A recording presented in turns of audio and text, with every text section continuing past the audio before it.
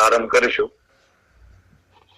એક સાથે ભગવાન ધન્વંતરીની પહેલા આપણે સર્વે સ્તુતિ કરીશું.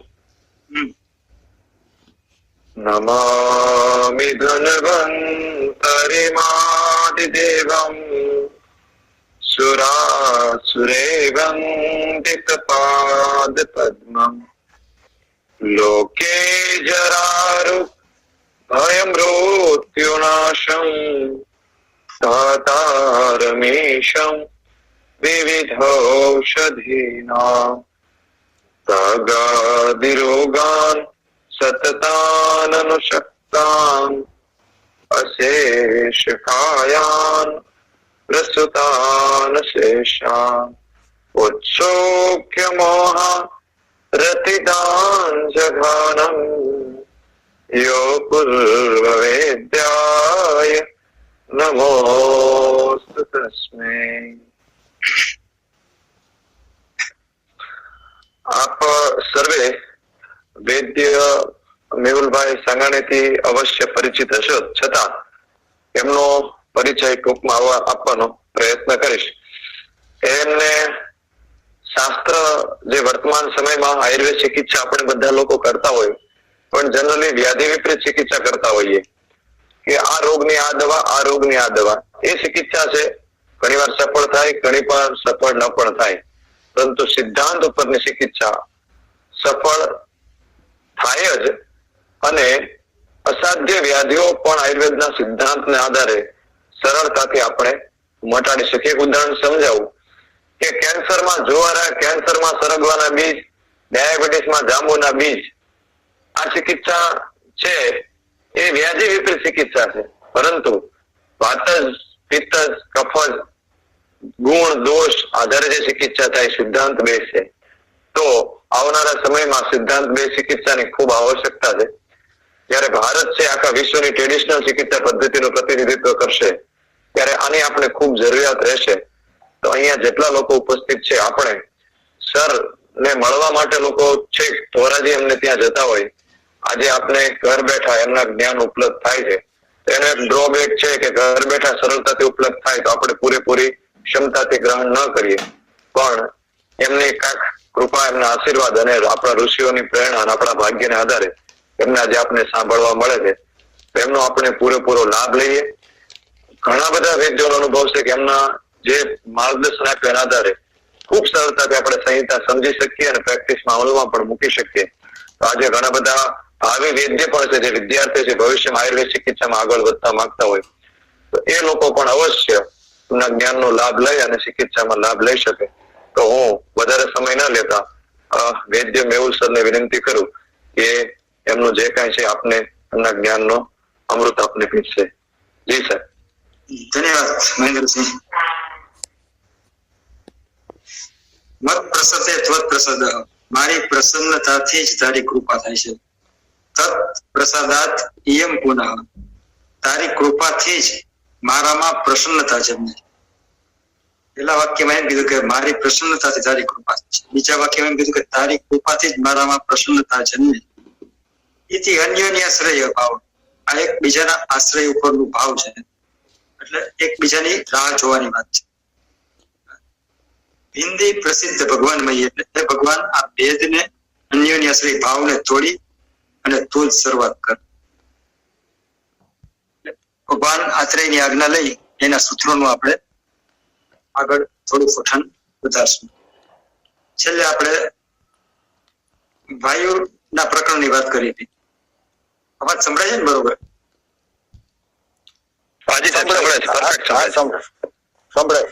તો આગળ આપણે વાયુનું ચેપ્ટર લીધું હતું. હવે રીકેપમાં એની 2-3 લાઈન આપણે લઈ લઈએ વાયુની, પછી બી તેમાં જોઈન થઈશું. રીકેપમાં એક લાઈન લઈ છે આપણે. સર્વાર્થ અનર્થકર્મે વિશ્વસ્ય શેક કારણમ દુષ્ટ અદુષ્ટ પવન સર્વસ્ય વિશેષ. સર્વાર્થ અનર્થકર્મે, બધા જ અર્થ અને બધા જ અનર્થ કરનાર. વિશ્વસ્ય એક કારણ, આખા વિશ્વમાં એક જ કારણ છે. બધું સાર્થક કરવું, બધું નિરર્થક કરવું, બધું અર્થપૂર્ણ કરવું, બધું અનર્થપૂર્ણ કરવું. વિશ્વસ્ય અશેક કારણ એ છે દુષ્ટ અદુષ્ટ પવન. બગડેલો અને ન બગડેલો પવન છે ને, એ ન બગડેલો પવન બધા જ અર્થને સિદ્ધ કરે છે, અને બગડેલો પવન બધું જ અનર્થ કરે છે. આની અંદર વાયુનું ઘણું બધું મહાત્મ્ય સમજાવ્યું છે. જો વાયુ દુષ્ટ હોય તો શું કરે? તો કે બલ વર્ણ સુખ આયુષ્યમ ઉપઘાતય, એટલે બલનો નાશ કરે, વર્ણનો નાશ કરે, સુખનો નાશ કરે અને આયુષ્યનો પણ નાશ કરે છે. અને મનોવ્ય હર્ષયથી, મનને હર્ષથી દૂર કરનાર, એટલે આનંદ રહિત કરનાર. ભય, શોક, મોહ, દૈન્ય, અતિ પ્રલાપ જનયતિ, અને ભય ઉત્પન્ન કરે, શોક ઉત્પન્ન કરે, મોહ ઉત્પન્ન કરે, દીનતા લઈ આવે, અને અતિ પ્રલાપ, ખોટો ખોટો બકવાસ ઉત્પન્ન કરતો હોય છે. એટલે અત્યારના જમાનાની અંદર જે કાંઈ એન્ઝાયટી અને ડિપ્રેશનના રોગ છે એ બધા વાયુના કુફવાથી જ આવે છે. અને અદુષ્ટ પવન એ જ આખા વિશ્વની અંદર ખરાબ માહોલ ઉભો કરવામાં જવાબદાર છે. વાયુને યંત્ર તંત્ર ધર કીધું, કંટ્રોલર છે. સર્વતંત્ર વિધાતા, મતલબ તંત્ર તમે જુઓ ને તો ઘણા લોકો જો તમે સમાજમાં જોતા હશો કે તાંત્રિક લોકો અદ્રશ્ય વસ્તુથી કામ કરતા હોય છે. તમે તમારો પ્રોબ્લેમ લઈને જાઓ, તમારો ફેમિલીનો XYZ પ્રોબ્લેમ લઈને તમે જતા હો તો તાંત્રિક ને બેઠા બેઠા અદ્રશ્ય શક્તિથી એ પ્રોબ્લેમ સોલ્વ કરતા હોય છે. પણ એ તાંત્રિકની ઇફેક્ટ નું કારણભૂત પણ પાછું વાયુ જ છે. જો તમારો વાયુ સારો હોય તો કોઈ પણ તાંત્રિક તમારી ઉપર કઈ ખરાબ કરી નથી શકતું. જો તમારો વાયુ ખરાબ હોય તો એ તાંત્રિક તમારી ઉપર નેગેટિવ અસર મંત્ર દ્વારા અથવા કોઈ પણ રીતે લઈ આવતો હોય છે. તો વાયુનું મહાત્મા એટલું બધું છે કે વાયુને વિભુ કીધું. હવે જો આ અદુષ્ટ હોય, અદુષ્ટ એટલે ન બગડેલો વાયુ હોય તો કેટલા સારા કામ કરે. તો વાયુને વિભુ કીધું છે, બધે જ ખેલાયું છે. વાયુ પોતે જ વિષ્ણુ સ્વરૂપ છે. અને ક્રાંતા લોકા નામ, આખા સર્વ લોકને ઓળંગીને જનાર. એટલે જો વાયુ સારો, એટલે કે ભારદ્વાજ ઋષિનો વાયુ એકદમ સારો હતો તો આ લોક છોડી અને દેવલોકમાં જઈ અને ઇન્દ્રની સાથે એને વાતચીત કરી. એનો વાયુ કેટલો શુદ્ધ હશે. આવો વાયુ મારો ને તમારો પણ શુદ્ધ થઈ શકે, એમાં કોઈ અશક્ય વાત નથી. પરંતુ એની પાછળ એટલું તમારે તપ વગેરે કરવું પડે. વાયુ વિષ્ણુ ક્રાંતા લોકા નામ, વિષ્ણુ પછી આવે છે ક્રાંતા લોકા નામ, લોકને પાર કરી શકે છે. અને વિષ્ણુ ક્રાંતા બે ભેગું થઈ જાય તો એક તુલસી એક ઔષધિ બની જાય. અને તુલસી એટલી પવિત્ર વસ્તુ છે કે તાંત્રિકોની ઇફેક્ટ થવા દેતી નથી. આ વાયુનું મહત્વ છે. વાયુ એવો ભગવાન હતી, એવું પણ કહ્યું છે કે વાયુ પોતે જ ભગવાન છે. જો વાયુની ખાલી યથાર્થ સ્તુતિ કરવામાં આવે, માત્ર વાયુની સ્તુતિ કરવામાં આવે તો ભવતી અરોગાય, તમે એકદમ નિરોગી રહી શકો, રોગ રહિત થઈ જાવ છો. બળ ને વર્ણ ને બુદ્ધિ ને બધા તમારા જ્ઞાન ને બધું ઉત્તમ થઈ શકે છે. આવું બધું સરસ સુખ અસુખ આ બધું કરનાર, પ્રજ્ઞાપરાથી દૂર રાખનાર વાયુ છે. તો આ જયારે આત્રેયજી બોલતા હતા, આત્રેયજીનું પ્રવચન ચાલુ હતું, વાયુના પુષ્કળ વખાણ કર્યા, પુષ્કળ વખાણ કર્યા, પુષ્કળ વખાણ કર્યા. તો ત્યારે બીજા ઋષિઓ પણ ત્યાં બેઠા હતા. એ બધા ઋષિઓ સંભાષાની અંદર વચ્ચે વચ્ચે એને બોલવાની છૂટ હોય. આમાંય કોઈને વચ્ચે વચ્ચે બોલવું હોય તો બોલજો. જેમ કે કોઈને વચ્ચે કઈ ક્વેરી ઉભી થાય તો બોલી શકે. તો અગ્નિવેશ અને આત્રેય વચ્ચેનો સંવાદી ચરક્ષી, બરોબર.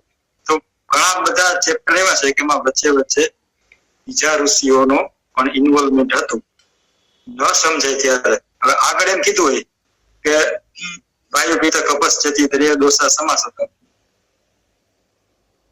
અવાજ આવતો નથી એમ કોઈ કહે છે મેસેજમાં. સંભળાય છે ભાઈ? આવે છે નેટવર્ક સંભળાય છે, સંભળાય છે. કોઈનો મેસેજ એવો હતો. એટલે આવી રીતના બોલતા હતા ને એમાં દાખલા તરીકે એઝ ફોર એક્ઝામ્પલ હું તમને કહું, મહેન્દ્રસિંહ અત્યારે IDDM માં કામ કરતા હોય કે ઇન્સ્યુલિન ડિપેન્ડ ડાયાબિટીસ છે, એમાં એ બધાને અશ્વગંધા આપે છે. બાપુ બરોબર ને મહેન્દ્રસિંહ? મહેન્દ્રસિંહ બાપુ લેફ્ટ છે. અચ્છા, તો એ આ મારી આપણે તમે IDDM માં જે અશ્વગંધા આપો છો, બરોબર? જી સર. અને એના ઘણા બધા તમે રિઝલ્ટ જોયા. હાજી. ખાલી 1-2 મિનિટમાં તમે પ્રસંગ કહી દો એટલે આગળ વાત કહી દો. શું કર્યું તમે ખાલી 1-2 મિનિટમાં પતાવી? જી સર, જી. હવે IDDM જે આપણે અત્યારે ઇન્સ્યુલિન ડિપેન્ડન્ટ ડાયાબિટીસ મેલાઇટિસ માનતા હોય અને આપણે ઘણીવાર આપણે વૈદ્યની ટ્રીટમેન્ટ કરતા જ હોતા નથી, પરંતુ અત્યાર સુધીમાં 100 થી 105 જેવા લોકોની ટ્રીટમેન્ટ અત્યારે સરકારી દવાખાના દીવરમાં ત્યાં ચાલુ છે. અને એમાંથી 50% બાળકોનું ઇન્સ્યુલિન કન્ઝેપ્શન છે એ 60 થી 70%, 90% સુધી ઓછું થઈ ગયું છે. અને 3 થી 4 મહિનામાં 4 થી 5 બાળકો કમ્પ્લીટ ઇન્જેક્શન માંથી મુક્ત થઈ ચુક્યા છે. અને એક પણ બાળકને રિઝલ્ટ નથી આવ્યું એવું બન્યું નથી. એની સાથે બીજી બધી વસ્તુઓ વાપરી, દેવર પાસે ચિકિત્સા પણ કરી, અને યોગ પ્રાણાયામ પણ, ગોઘૃત નશ્ય, આ બધું, ગાયને રોટલી ગોળ ખવડાવવાનું, આ બધું ચાલુ છે. પણ મુખ્ય ઔષધિ તરીકે વાતજમાં ધ્યાન રાખી અને અશ્વગંધા, અમૃત આદિ ઔષધિનો ઉપયોગ બધી કરતા હોય છે. વાતજમાં બાપુએ અશ્વગંધા વાપર્યું, બરોબર, રિઝલ્ટ લીધા, 500 પેશન્ટમાં રિઝલ્ટ લીધા. તો અશ્વગંધાની વાતો થતી હોય ત્યારે બીજા કોઈ વૈદ્ય આવી છે અમૃતા, ગુરુચી વાપરી, ત્રીજા શિલાજીત વાપરી હોય, એને 500 ને આજા કર્યા હોય. તો બાપુને એકલા બોલે અને આ બે સાંભળી લે બધી, પછી એ પોતાનો ઓપિનિયન રાખતા.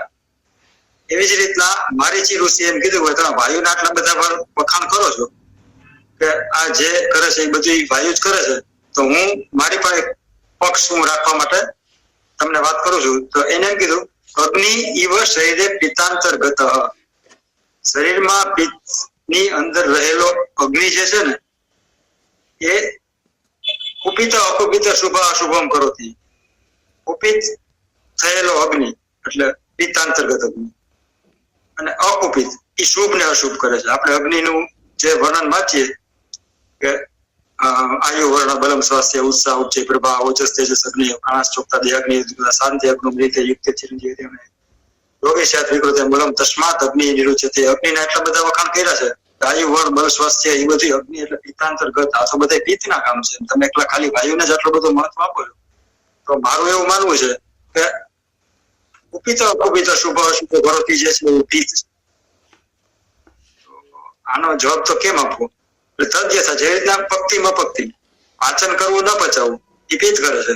દર્શનમ અદર્શનમ, આપણાની અંદર જે આલોચક પિત્ત હોય એ તો આપણને બધું દર્શન કરાવે છે, એ તો બધી બતાવે છે. સમ્યક દર્શન, જે જેવું છે એવું જોવું, એ બધું સમ્યક પિત્ત કરાવતું હોય. અને અદર્શન એ પિત્ત કરાવતું હોય.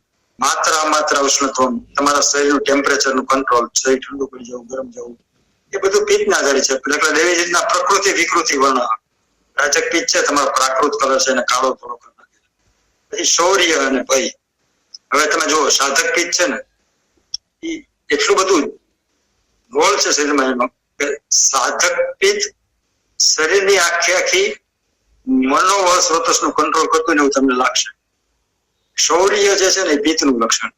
જો માણસ ભયભીત થઈ જતો હોય તો સાધક પિત્ત નિશ્ચિત છે. તો ભય, શૌર્ય, પછી ક્રોધ ને હર્ષ, ગુસ્સો ક્રોધ છે ને એ પિત્ત લે છે. હર્ષ આનંદ એ પિત્ત ઉત્પન્ન કરે, મોહ ઉત્પન્ન કરે છે. પ્રસન્નતા જો એ લઈ આવતું હોય તો એને એવો પક્ષ રહ્યો કે હું તો એવું માનું છું કે વાયુ નહીં, પિત્ત જ પ્રધાન છે, અગ્નિ જ પ્રધાન છે, અને અગ્નિ સર્વ બધું અર્થ ને અનર્થ કરે. આ બે બોલે, અને ત્રીજો એક કાશ્યપ ઋષિ હતા એને એનો પક્ષ રાખ્યો કે ના ભાઈ ના, એવું કઈ નથી. સોમ ઇવ શરીરે શ્રેષ્ઠાંતર્ગત, શ્રેષ્ઠાંતર્ગત, સોમ જે છે એ કફની અંદર જ રહેલો છે. કુપિતા અકુપિતા શુભ અશુભ કરોતી, શુભ અશુભ તો કફ જ કરે છે. મારું એવું માનવું છે કે શરીરમાં દાઢ્યમ, દ્રઢતા લઈ આવું, અને શિથિલીકરમ, શરીરને શિથિલ કરનાર, ઉપચયમ, શરીરને પુષ્ટ કરનાર, કાશ્યમ, શરીરને કૃશ કરનાર, ઉત્સાહમ, ઉત્સાહ આપનાર, અને આલસ્યમ, આલસ કફ લઈ આવે, પૃષ્ઠતા અને ક્લિબતા, પૃષ્ઠતા જે છે શરીરની અંદર, વીર્યતા અને ક્લિબતા, નપુંસકપણું, આ બધી કફ જ કરે છે. જ્ઞાનમ, અજ્ઞાનમ અને બુદ્ધિ, મોહ, આ બધી કફ જ કરે. આ ડિસ્કશન એવી જોરદાર રહેલી કે છેલ્લે ભગવાન પુનર્વસુ આત્રેય એમ કે છે કે આપણે આ એકાંતવાદને હવે છોડી દેવો જોઈએ, અને અનેકાંતવાદને, એટલે જેટલું જેનું સારું છે એ બધી સાંભળી અને એક પછી એનું નવું સ્ટેટમેન્ટ. એટલે આ બધું સાંભળીને ભગવાન આત્રેય બોલ્યા કે જે રીતે સમ્યક ઇવ ચરિતા ધર્મ અર્થ કામ, જેવી રીતના તમે ઉચિત ધર્મનું પાલન કરો, વ્યવસ્થિત ધર્મનું પાલન કરો, ભગવાને કીધે એની બધી આજ્ઞાઓનું પાલન કરો, તો ધર્મ અર્થ અને કામ તમને નિશ્રેયસ્કર મોક્ષને પણ જોડી દે છે. એવી જ રીતના વાત પિત્ત શ્લેષણ પ્રકૃતિ પિતા, જો વાયુ પિત્ત ને કફ ત્રણેય ભેગા થઈ અને પ્રકૃતિ રૂપે હોય, અવ્યાપન ઇન્દ્રિય રૂપે હોય, તો બલ, વર્ણ, સુખ, ઉત્પન્ન, આયુષ્ય, આ બધું ત્રણેય ભેગા થઈને જ આપે છે. અને આ સાંભળીને બધા જ ઋષિએ અનુમોદના તથા અભિનંદન આત્રેયજીને ખૂબ આપ્યા. કેવા આપ્યા કે ઇન્દ્ર વચનમ સુરા, ઇન્દ્ર કઈ વચન બોલે ને બધા દેવો વાહવા કરે ને એ બધા ઋષિએ વાહવા કરી. એટલે વાયુનું પ્રકરણ પૂરું થયું. હવે આપણે પિત્તનું પ્રકરણ ચાલુ કરશું. શરીરમાં જે પિત્ત છે એ પિત્તના આપણે સૌ પ્રથમ આપણે ગુણ જોશું. જેવી રીતના વાયુના ગુણ છે એ જ રીતના પિત્તમ સ્નેહ તીક્ષ્ણ ઉષ્ણ લઘુ વિશ્ર સરમ દ્રવમ. પિત્ત કઈક ચિકાસ વાળું છે, તીક્ષ્ણ છે, જલદ છે, ઉષ્ણ છે, હલકું છે, દુર્ગંધ વાળું છે, સર છે તથા પ્રવાહી. તો દુર્ગંધ વાળું છે એના ઉપરથી ઘણા બધા રોગના નિદાન ના દોષ આપણે જોઈ શકતા હોય છે. ગંધ આવે છે તો એની પરથી વાસ આવતી, એની પરથી તમે સીધું પિત્તનું નિદાન કરી અને પિત્ત સામક ચિકિત્સા કરી શકો. પણ આપણને ખબર હોવી જોઈએ કે વિશ્ર એ પિત્તનું ગુણ છે. પછી પિત્તના જે ગુણ છે પક્તિ ઉષ્મ દર્શન, પચાવવાનું કામ શરીરમાં જે છે ને શરીરની ઉષ્ણતા જાળવી રાખવાનું કામ જે છે એ પિત્તનું છે. ક્ષુધ, ક્રોધ, રુચિ, શરીરમાં ભૂખ લાગવી, તરસ લાગવી, રુચિ ઉત્પન્ન કરવી, પ્રભા, મેધા, ધી, શૌર્ય, તનુ માર્દવેહી એટલે તરસ, રુચિ, દેહની કાંતિ, મેધા, બુદ્ધિ, પરાક્રમ અને શરીરની મૃદુતા, આ બધા પ્રાકૃત પિત્તના કામ છે. જો આ પિત્ત પ્રાકૃત ન હોય તો શરીરનું ટેમ્પરેચર છે, તરસ છે એ વધઘટ થતી હોય, દેહની કાંતિ છે, મેધા, બુદ્ધિ, પરાક્રમ બધું વધઘટ થતું હોય છે. પછી એના સ્થાન છે નાભિ રામાશયો સ્વેદો લસિકા રુધિરમ રસ તત સ્પર્શના ચ પિત્તસ્ય નાભિ રત્ર વિશેષતા. સ્પર્શન પિત્તનું સ્થાન આપ્યું. તો તમે આપણે આગળ વાયુના સ્થાનની વાત કરી છે, એમાં સ્પર્શેન્દ્રિય છે. પક્વાશય શક્તિ શ્રોતા સ્ત્રી સ્પર્શેન્દ્રિયમ સ્થાનમ વાતસ્ય તત્રાપી પક્વાદાનમ. સ્પર્શેન્દ્રિયમ વાયુનું સ્થાન, સ્પર્શન પિત્તનું સ્થાન. તો આ બેમાં ફેર હું કોઈને ખબર હોય તો અનમ્યુટ કહીને કહી શકો છો. વાયુનું સ્થાન કે પિત્તનું સ્થાન ચામડી?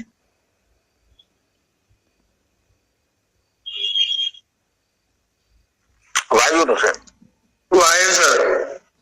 તો આમાં વાયુ દક્ષ સ્પર્શનો ચ પિત્તસ્ય નાભિરસ્ત્ર વિશેષ. પિત્તમાં તો આવ્યું રાજક પિત્ત. રાઈટ. કોણ બોલ્યું? હા હા હા બસ આ છે ને શરીરનો સ્પર્શ છે ને એ પિત્તનું કામ છે. વર્ણ અને જે સંદેશો લઈ જવાનો ચામડીને ઇન્દ્રિયનું કામ કે આ ઉષ્ણ છે, આ શીત છે, એ વાયુનું કરી સ્પર્શેન્દ્રિય અને સ્પર્શન. સ્પર્શન એટલે ચામડી, સ્પર્શેન્દ્રિય એટલે સ્પર્શેન્દ્રિય દેખાય નહીં, ચામડી દેખાય. જે દેખાય છે એ પિત્ત છે, રાજક ચળકાટ કર્યું. નથી દેખાતું ને જે કામ થાય છે કે આ ખરબચવું છે, આ ચીકણું છે, એ બધા વાયુના કામ છે. તો જયારે જયારે આવું તમને ફીલ થાય કે ખબર નથી પડતી કે ગરમ છે કે ઠંડુ છે, ત્યારે ચામડીનો દોષ નથી, પિત્તનો દોષ નથી, વાયુનો દોષ છે. પણ કૃષ્ણાથી વપુ શરીરને અલગ અલગ કલરમાં બદલી નાખે છે, તો એને શુદ્ધ કરવા માટે પિત્તનું શોધન કરવું પડે. પિત્ત વધે તો શું થાય? તો પિત્ત વિણ મૂત્ર નેત્રત્વ ક્ષુધ વૃદ્ધા અને અલ્પનિત્રત્વ.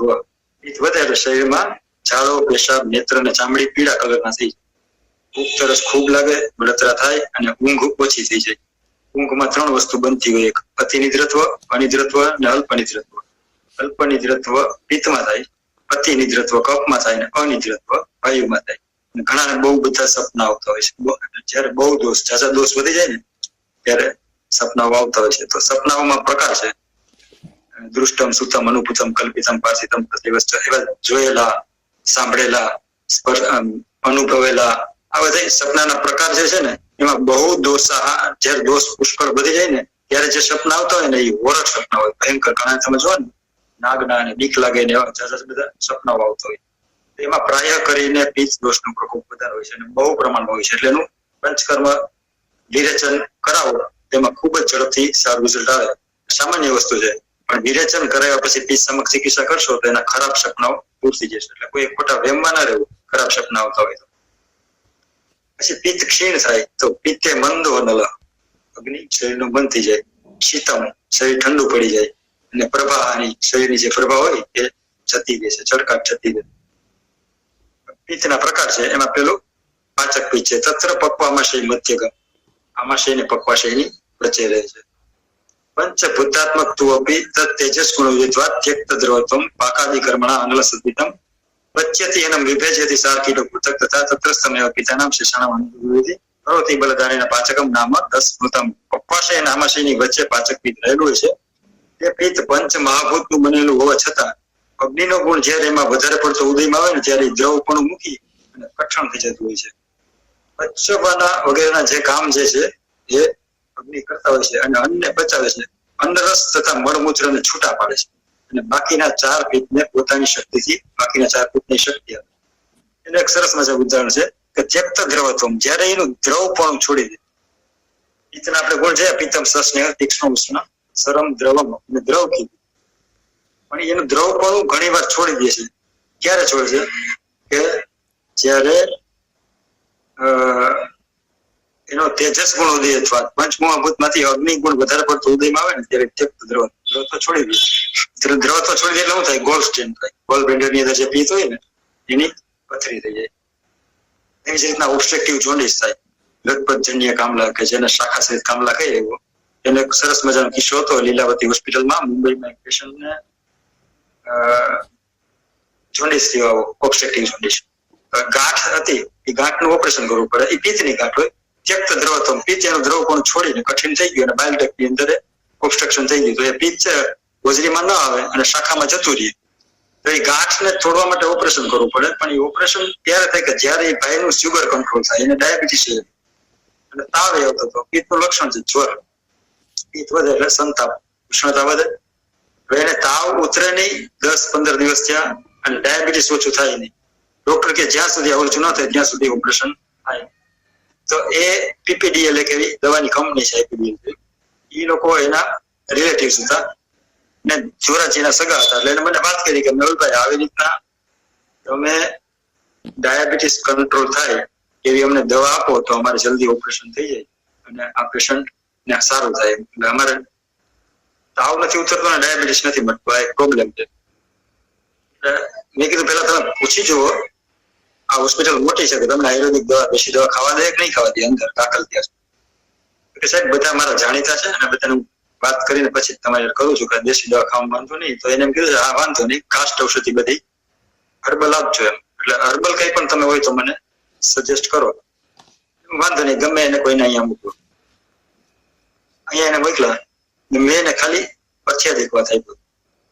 હવે પથ્યાદિક વાત અને રસાયણ ચૂર્ણ આ બે મેં આપ્યા. બન્યું એવું કે એને પથ્યાદિક વાત ને રસાયણ ચૂર્ણ ચાલુ કર્યું તો 10-15 દિવસમાં એનું ડાયાબિટીસ કંટ્રોલમાં આવી ગયું ને તાવે ઉતરી ગયો. કેમ કે એ બધામાં ગુરુચી હતી, હળદર હતી, આમળા હતા, પથ્યાદિક ગળો, એટલે તાવ વયો ગયો, ડાયાબિટીસ કંટ્રોલ થઈ ગયું. ઓપરેશન નો વારો આવ્યો તો ફરી પાછી સોનોગ્રાફી કરી તો ગાંઠ જ ડિસેપિયર થઈ ગઈ, જોન્ડિસ મટી ગયું, પેશન્ટ એમને પાછું. તો આ આપણને ખબર હોય કે પિત્તનો જ પ્રકોપ છે. ત્યક્ત દ્રવત્વમ, દ્રવ પણ છોડી દીધું છે. તો આ રીતના એની જે ચિકિત્સા થઈ પછી ભાઈ લગભગ દર મહિને 100 પેકેટ આવા મારી પાસે લઈ જતા અને જોન્ડિસના પેશન્ટને ફ્રીમાં ચેરિટીમાં આપતા. વર્ષો સુધી આવું આવેલું, પણ મીડિયેટર 80-85 વર્ષનો હતો, એ વચ્ચે એક્સપાયર થઈ ગયું, પછી એ બંધ થયું. અને એને તો આની પેટન્ટ બનાવીને વિદેશમાં બધી કંપનીમાં મૂકી હતી, પણ મેં કીધું આવું શક્ય નથી, આયુર્વેદમાં થાય નહીં. તમારે જેટલી ચેરિટી કરવી હોય એટલી મારી પાસે લઈ જાય અને હું તમને એ જ ભાવ આપીશ કે જે મિનિમમ ભાવ હોય. તો આ આપણને જો ખબર હોય કે પાચક પિત્તનો જ પ્રકોપ છે તો એ આપણે સૌ હરખું કરી આપીએ. પછી આમાશયશ્રેયમ પિત્તમ રંજકમ રસરસમ, આમાશયની અંદર જે રહેલું છે પિત્ત એ રસ રંજનાથ, રસને રંગીને લાલ બનાવે છે. એટલે HP હિમોગ્લોબિન નો કલર લેવાના મેઇન કોઈ પિત્ત હોય તો એ છે રંજક.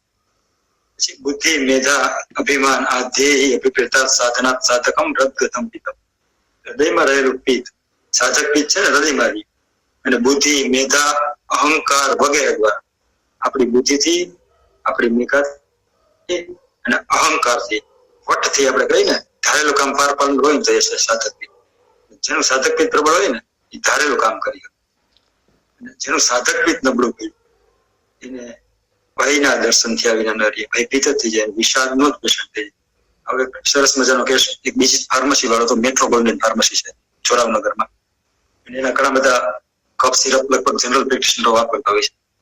એ ભાઈની એટલો બધો એકવાર ડિપ્રેશનમાં આવી ગયો કે એને ખાલી સાયટિકા થયું હતું, ડાયાબિટીસ વધી ગયું, બીપી વધી ગયું અને ડિપ્રેશન, આ ત્રણેય વસ્તુ ભેગી. ડિપ્રેશન એટલી હદે પહોંચી ગયું કે એક્સપર્ટના ઓપિનિયન લીધા પછી એને એક્સપર્ટ એમ કીધું કે હવે તમે છે ને તમારી ફાર્મસી બંધ કરી દી, તમે કરોડોના માલિક છો, એકનો એક દીકરો, સ્ટ્રેસ લેવાનું તમે બંધ કરી દો, ફાર્મસી બંધ. હવે એ ઉઘરાણીમાં નીકળ્યા હતા, એમાં ધોરાજી એની વાત સાંભળી. પછી મેં કીધું પેલા તારું ડિપ્રેશન સાધક રીતે જ હરકો કરો છે, બાકીની બધી વાત છે. એ લોકો જઈ નતા, એટલે મેં એને કીધું કે તમારે છે ને શંખેશ્વર પાર્શ્વનાથની જાત્રા કરવા, જો સારું થઈ જાય ને તો હાલી જવા માળા. અને સાધક પીઠના સંબંધ માટે એને અર્જુન ક્ષીરપાક અને સાથે બ્રાહ્મી ચૂર્ણ આપ્યું, અને બીજી વાત સામે ઔષધિ આપી કે એનું ડાયાબિટીસ અને એક સાયટિક ફાયદો થાય. એ ટ્રીટમેન્ટ ચાલુ થઈ એ સાહેબની, તો લગભગ 3-4 મહિના થયા છે. 3-4 મહિના ડિપ્રેશન, સાયટિકા, ડાયાબિટીસ બધું વયું ગયું. હજી વાતને 10 વર્ષ થયા. દર પૂનમ ભરવા હાલીને સુરેન્દ્રનગર થી શંખેશ્વર જાય. આ સાધક પિત્તનો પ્રભાવ છે કે સાધના સાથે પિત્તનું શમન કરવાથી સાધક પિત્ત બહુ ઝડપથી સારું થઈ જતું હોય. સાધના આવી નાની મોટી જે એવું નથી. એક જૂનું ભજન છે કે પાપ તારો પ્રકાશ ચાડે છે, ધર્મ તારો સંભાળ, તારી બેટીની ડૂબવાની બહુ. એમાં એવું કહેવાનું છે કે પાપ તારું પ્રકાશ ચાડે છે, ધર્મ તારો સંભાળ. એવું નથી કીધું કે તું મારી કંઠી ઉતારીને તારી કંઠી તારો ધર્મ સંભાળ. જે તે ધર્મ તમે કરતા હોય ને, એ ધર્મની સાધના કરતા કરતા જો તમે સાધક પિત્તનું શમન કરો, સાધક પિત્તને બળ આપે એવું પાચક પિત્ત પાસેથી કામ કરાવો, તો બહુ ઝડપથી રિકવરી આવતી હોય છે. પછીનું પિત્ત છે રૂપ આલોચનાથ સ્મૃતમ દ્રષ્ટ. આલોચન દ્રષ્ટિની અંદર જે હોય છે એ આલોચક પિત્ત છે, અને એ જોવાનું કામ કરવું હોય છે અને આલોચનનું કામ કરવું હોય છે. આ પિત્તની તાકાત એટલી બધી છે કે આલોચન કરવાની ક્ષમતા તમારી દ્રષ્ટિ સંજય જેવી કરી છે. સંજય જેવી તમારી દ્રષ્ટિ થઈ શકે એટલી આલોચક પિત્તની તાકાત છે. અને આપણને નાની ઉંમરે 30-35 વર્ષે મોતી આવવાનું છે. કેટલી કરુણા કહેવાય કે આપણે આંખમાં ધ્યાન દીધું છે. પછી ત્વક્સ્થમ પ્રાજકમ પ્રાજનાથ ત્વચઃ. ચામડીમાં પ્રાજક પિત્ત રહેલું છે અને રંગવાનું કામ કરે છે ચામડીને. અહીંયા આ પિત્તનું પ્રકરણ આપણે પૂરું કરશું. હવે કફ. સ્નિગ્ધ શીતો ગુરુર્બંધ લક્ષણો મૃત્સના સ્થિર કફ. કફ કેવો છે? ચીકણો છે, મંદ છે, લીસો છે, આંગળીથી ચોડીએ તો ચોટે એવું. આ કફના ગુણ છે. પછી આગળ આપણે શ્લેષમાં શું કરે? તો શ્લેષમાં સ્થિરત્વ, સ્થિરતા, સ્નિગ્ધત્વ, સંધિબંધ, ક્ષમાદિ. આ બધાની અંદર તમે જોવો ને તો એક એક ગુણ એવો છે કે જે આધ્યાત્મ સાથે જોડાયેલો હોય. શ્લેષમાં સ્થિરત્વ, સ્થિર કરના છે. સ્નિગ્ધત્વ, સંધિબંધ, શાંતાઓને બરોબર રાખના. ક્ષમાદિ, જેનો કફ સારો હોય એ વ્યક્તિ હંમેશા ક્ષમાવાન હોય. સામેવાળાનો ગમે એટલા ફોલ્ટ હોય હશે જતું કરવાનો. આપણે એમ કહેતા હોય ને, ઘણા બધા વાયુ પિત્ત પ્રકૃતિ વાળા હોય ને, એક જરાક કહેવાય કે મને કીધું એમ કરે. કફ પ્રકૃતિ વાળા હોય ને એ ભલે. આ એક ઈ કફ પ્રકૃતિનો પોઝિટિવ છે. બધા પ્રકૃતિની અંદર પ્રાકૃતિક એક ગુણ બધામાં રહેલા જ છે, હજી આધ્યાત્મિક લેવલે તમને બહુ છે લઈ જતા હોય. પછી એના સ્થાન છે ઉર કંઠ શિર ગૃહ પરવણિયામાં શિવરસ યુદ્ધગ્રામ છે જીવચ કપસ્યેષુ ગ્રામ છાતી ગળું શિર શાંતાઓ આમાશય રસ ચરબી નાક અને જીભ એ કફના સ્થાન છે. તેમાં છાતી એ ઉર સ્થાન જે છે એ કફનું મુખ્ય સ્થાન. પછી કફ વધે તો શું થાય? તો શ્લેષમાં અગ્નિ સદનમ. કફ વધે એટલે અગ્નિ સદનમ, હોજરીમાં જે ભૂખ લાગતી હોય એ ઓછી થઈ જાય. પ્રસેક આલસ્ય ગૌરવ શૈત્ય શ્વસંગતમ શ્વાસ કાશ અતિ નિદ્રકા.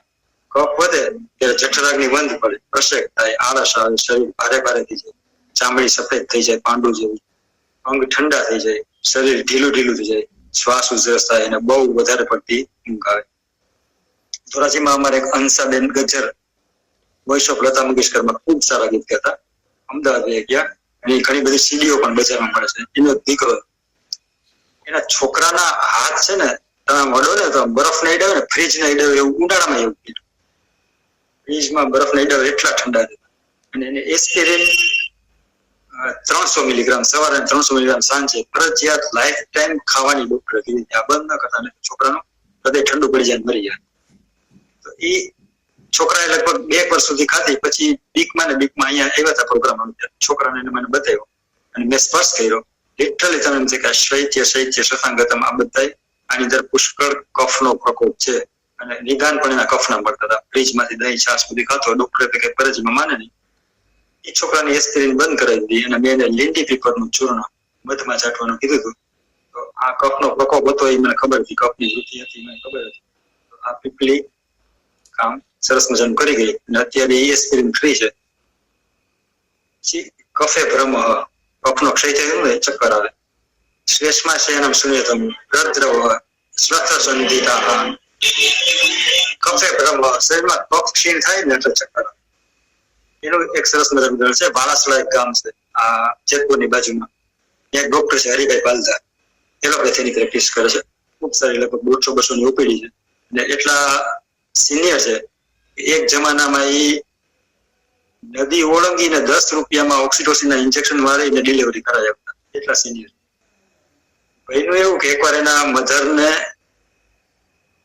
પુષ્કળ ઝાડા ઉલટી થઈ ગયા, બંધ જ નહોતા થતા. પછી દાખલ કર્યા હતા એને વોકાળમાં.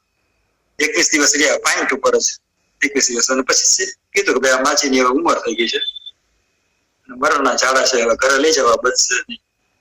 સાહેબ ને એની માં ખૂબ વાલી હતી. એ 3 ભાઈઓ માને હાચવાડો થઈને ભાગ. લોકો હાચવા માટે ભાગ પાડતા હોય કે તું હાચી તું હાચી, આને ભાગ એ રીતના માર્યો હતો 3 ભાઈઓને હાચવી એટલે ભાગ પડ્યા હતા. ખૂબ સારી રીતે એમાં હેલ્ધી કોમ્પિટિશન થતી. આવા સરસ ડોક્ટર હતા. હવે એને મધર બહુ વાલા, એટલે ફેબ્રુઆરી મહિનાની કડકડતી ઠંડીમાં એને મને ફોન કર્યો, સાહેબ મારી માને ડિસ્ચાર્જ આપી દો, આ રીતના ડાયરિયા છે, આમાં કઈ એ રીતના થઈ શકે, હવે તો લોહી પુષ્કળ પડે. એટલે મેં સાહેબ આયુષ્ય છે એટલે જીવશું, પણ જ્યાં સુધી યાવન કંઠાગત પ્રાણ સ્થાવન પ્રતિક્રિયા આપણે આપણી પ્રતિક્રિયાઓ ચાલુ રાખવી જોઈએ. કદાચિત દેવયોગ અને દ્રષ્ટારિષ્ટ જીવી થાય, દેવયોગ થશે અરિષ્ટ લક્ષણમાંથી પણ બચી શકે એમ કહેતો નથી. પણ તમે અત્યારે આવી જાવ, આમાં બહુ રાહ જ જોઈ. ચાળ થઈ ગયા એ રાતના લગભગ 11-12 વાગે મારા ઘરે બાળાસડા થઈ.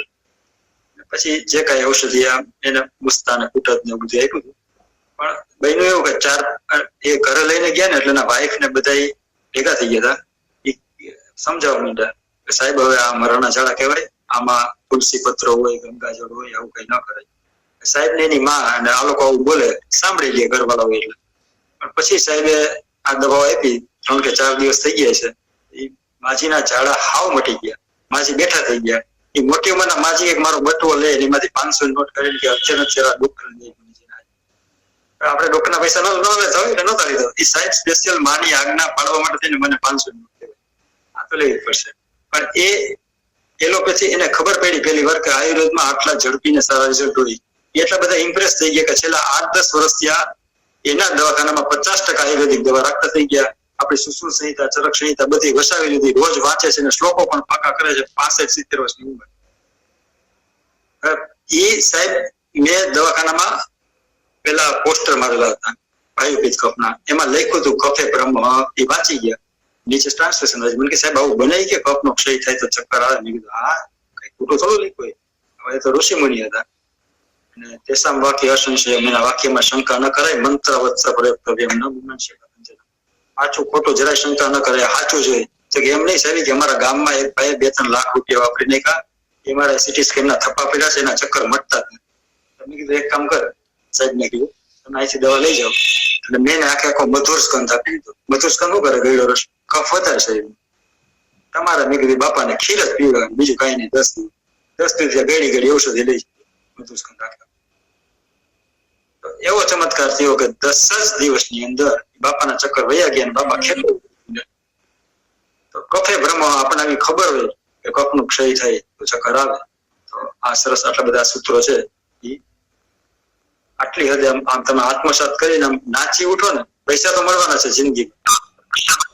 આની જે મજા છે ને, અંદરનો આનંદ છે ને, એ સૂત્રોને માણવાનો આનંદ છે ને, એ તમે સૂત્રો જાણતા હોય તો જ આ એક જાતનું નિજાનંદ છે. અંદરથી તમને ગલગલિયા થાય, એટલો બધો આનંદ આ સૂત્રો જયારે આત્મસાત થાય ને ત્યારે. પછી શ્લેષમાં તો પંચધા, શ્લેષમાં પણ 5 પ્રકારની છે. એમાં ઉરસ્થ, સ ત્રિકસ્ય સ્વવીર્યતા. ઉરસ્થ અવલંબુ કપની આપણે વાત કરીએ તો અવલંબુ કપ છાતીમાંથી. અને સ ત્રિકસ્ય સ્વવીર્યતા હૃદયસ્ય અન્નવીર્યસ્ય તસ્ય એવ અંબુ કર્મણામ કફ ધામનામ ચ શેષાણામ યત કરોતિ અવલંબુ તો અવલંબક શ્લેષમાં અવલંબક કફ છાતીમાં રહે છે, ઉપરના ભાગમાં રહે છે, અને ત્યાં રહીએ પોતાની શક્તિથી ત્રિકને પોતાનું કામ કરવાની શક્તિ આપે છે. જે કઈ આપણે અનાજ ખાતા હોય ને એ અંદરસની શક્તિથી છાતીમાં રહીએ હૃદયને પોતાનું કામ કરવાની શક્તિ આપે છે. અને પાણી જે કામ કરે, અંબુ પાણી શું કરે?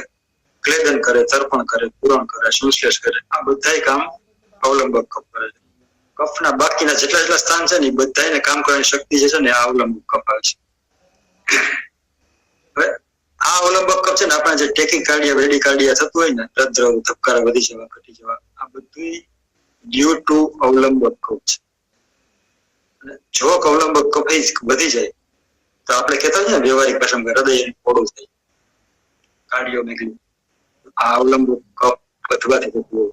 અને જો ઘટે તો એથેરોસ્ક્લેરોસિસ, ઇલાસ્ટિસિટી જે છે ને એની ઓછી, એની ફાટવા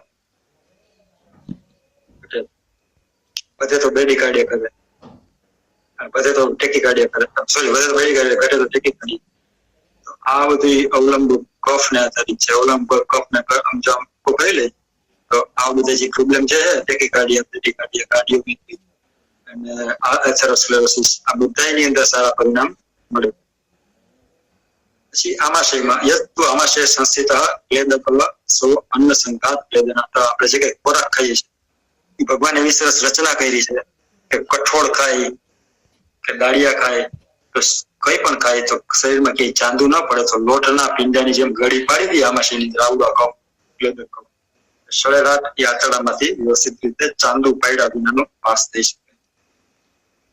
એટલે જો ઘણાને અલ્સર હોય, લોહી પડતું હોય તો ઘણા બધા આવા કારણો હોય છે કે એનું ક્લેદક કફનું કામ બરોબર ન થયું હોય અને બરોબર એની ગળી ન પડી હોય તો કસાતો મળ નીકળતો હોય. એ ક્લેદક કફનું આપણે વ્યવસ્થિત શુદ્ધ કરવું પડે. પછી રસ બોધના તો બોધકો રસના થાય. બોધક કફ જે છે એ જીભમાં રહે છે અને જીભને સ્વાદનું જ્ઞાન કરાવે છે. અત્યારે આપણે કોવિડની અંદર જે કઈ પ્રોબ્લેમ થાય છે, સ્વાદ નથી આવતો, તો એ બધાની અંદર બોધક કફ દૂષિત થતો હોય છે. અને અવલંબક કફ પણ દૂષિત થતો હોય છે કે જેથી લોહી ઘાટું થઈ જશે અને ડેથ પાછળથી થતા હોય છે. તો આ કફનો રોલ પણ બોધક કફનો પણ રોલ મોટો છે કોવિડની અંદર. શિરઃ સંસ્થો અક્ષતર્પણા તર્પક. તર્પક કફ જે છે એ ઉપર માથામાં રહે છે, બધી ઇન્દ્રિય તૃપ્ત રાખે છે. તર્પક કફનો પણ એક પેશન્ટ એવો હતો કે એક ભાઈ આમ નીચું જોયે તો નાકમાંથી સીધી પાણીની ધાર. લગભગ એને 8-10 ડોક્ટરને પેલા બતાવ્યું તો બધા ડોક્ટરે એમ કીધું કે પીનસ છે, પીનસ સોરી રાઇનાઇટિસ છે. બધા શરદીની દવા કરે જ રહે. પણ મટે નહીં એટલે એક લેબોરેટરી વાળાએ એનું જે લિક્વિડ નીકળતું એનું એનાલિસિસ થયું. એનાલિસિસ ની અંદર એ તર્પક કફ નીકળ્યો.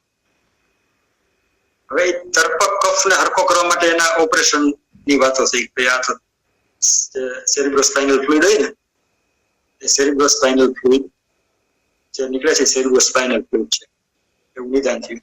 એના માટે મગજના ઓપરેશન ને રિસ્કી ઓપરેશન ને એ બધી વાતો હાલતી. એના માટે એ લોકો પછી અહીંયા મારી પાસે આવ્યા હતા અને એ તર્પક કફ અને વાયુ કેમ કે કફ પંગુ પિત્ત પંગુ, કફ ને પિત્ત તો બે પાંગડા હોય. વાયુના યત્રની તત્ર ગચ્છન્તિ નિપત, વાયુ જ્યારે ધક્કું મારી અને તર્પક કફને બહાર કાઢતો હોય ત્યારે નીકળતો હોય તો આ વાયુ કફ સામગ્રીની ટ્રીટમેન્ટ કરી એનો તર્પક કફ એમને વિધાઉટ ઓપરેશન નીકળતો. આ તર્પક કફ આટલું બધી 5 વાયુ 5 પિત્ત 5 કફ વિશે જાણવું હોય તો ઘણું બધું ઉપયોગી થતું હોય. પછી સંધિ સંશ્લેષાત શ્લેષક સંધિસુ સ્થિત. શ્લેષક કફ સાંધામાં રહે છે. તે સાંધાઓમાં જે ચિકાસથી એકત્ર કરીને જોડી રાખે. શ્લેષ એટલે ચોટવું, શ્લેષ આલિંગન એટલે બે સાંધાને ચોટાડી રાખે. અત્યારે જે પુષ્ટિ ને બે કેસ થતા હોય બધા કારણ બધા પાછળનું કારણ એ જ હોય છે કે અંદરનો શ્લેષક કફ ઘટી ગયો હોય. અહીંયા વાયુપિત્ત કફનું લેક્ચર પૂરું થશે. હવે રસ બાકી છે. ભરતભાઈ ચૌહાણ, ભરતભાઈ છે કે લેફ્ટ? જી. મધુરો રસઃ આજન્મ सात्म्यात् कुरुते धातूनां प्रबलं बलम् बालवृद्धक्षतक्षिण्ण वर्णकेशेन्द्रियोजसाम् प्रशस्तो ब्रह्मण स्तन्यसन्धानचित्तु आयुष्यो जीवन स्निग्ध इत्तानिशापः गुरुते उपयोगेन समेधश्लेष्मजङ्गदाम् स्थूल्य अग्निसाद संन्यास देह गंधार्बुदापकान्. ધન્યવાદ ભાઈ, બહુ સરસ પઠન કરે છે. મારી ઈચ્છા એ હતી કે ભરતભાઈ જ પઠન કરે આ શ્લોકનું. આગળના શ્લોક બાકીના 5 શ્લોક છે એ પણ પઠન કરશે. હવે એનું મહત્વ તમને ઇન શોર્ટ સમજાવી દઉં કે ગળપણ પ્રાણીને જન્મથી જ સાતમી છે. માણસ જન્મે ત્યારે ગળથુટીમાં મધથી મૃત્યુ પામે ત્યાં સુધી અને સાતમી હોય છે. દેહને પૂજનાર પણ આ મધુર રસ જ છે. અને ધાતુઓની બળ આપનાર અને ધાતુઓની અત્યંત વૃદ્ધિ કરનાર પણ મધુર રસ. બાળકને, વૃદ્ધને, ક્ષતક્ષિણ્ય બધાને મધુર રસ વધારે પ્રિય હોય છે. શરીરની જે ક્રાંતિ છે, ભાવ શરીરના ઇન્દ્રિય આ બધા એના માટે હિતકારી છે. ગ્રહણ કરે છે શરીરને, કંઠને ફાયદાકારક છે, ધાવણ ઉત્પન્ન કરે છે, ભાંગેલા અંગને સાંધે છે અને ભારે છે પચવામાં. આયુષ્યની વૃદ્ધિ કરે એવું જીવન, સ્નિગ્ધ, પિત્ત, વાયુ અને વિષનો નાશ કરે એવો આ ગળ્યો રસ છે. ગળપણનો જો મધુરસનો અતિયોગ કરવામાં આવે ને તો ચરબી અને કફથી થતા મેદરોગ, મંથગ્નિ, સંન્યાસ, પ્રમેય, ગન આ બધા રોગો થતા હોય છે. તો બાકી પ્રમેયના નેતા પણ બધા અનુભવ હોય કે ચરબી વધતી હોય, પ્રમેયનો અનુભવ. પણ ભગ્ન સંતાન કૃત એવું લખ્યું છે, ભાંગેલું તોડનાર. એવા ઘણા બધા પ્રસંગો જે છે કે એમાં ભાંગેલું તૂટ્યું હોય. એમાં સૌથી બેસ્ટ પ્રસંગ અમારા ગુરુ રાહુલ સાહેબનો મેં નજરે જોયેલો પ્રસંગ હતો. એક બેનને 35 હતા, 35 શ્રોણીમાં 35 ફ્રેક્ચર ઝીણા હતા કે જુનાગઢના પ્રસિદ્ધ ડોક્ટરે એક્સરે લઈને એમ કીધું આ બધા ફ્રેક્ચર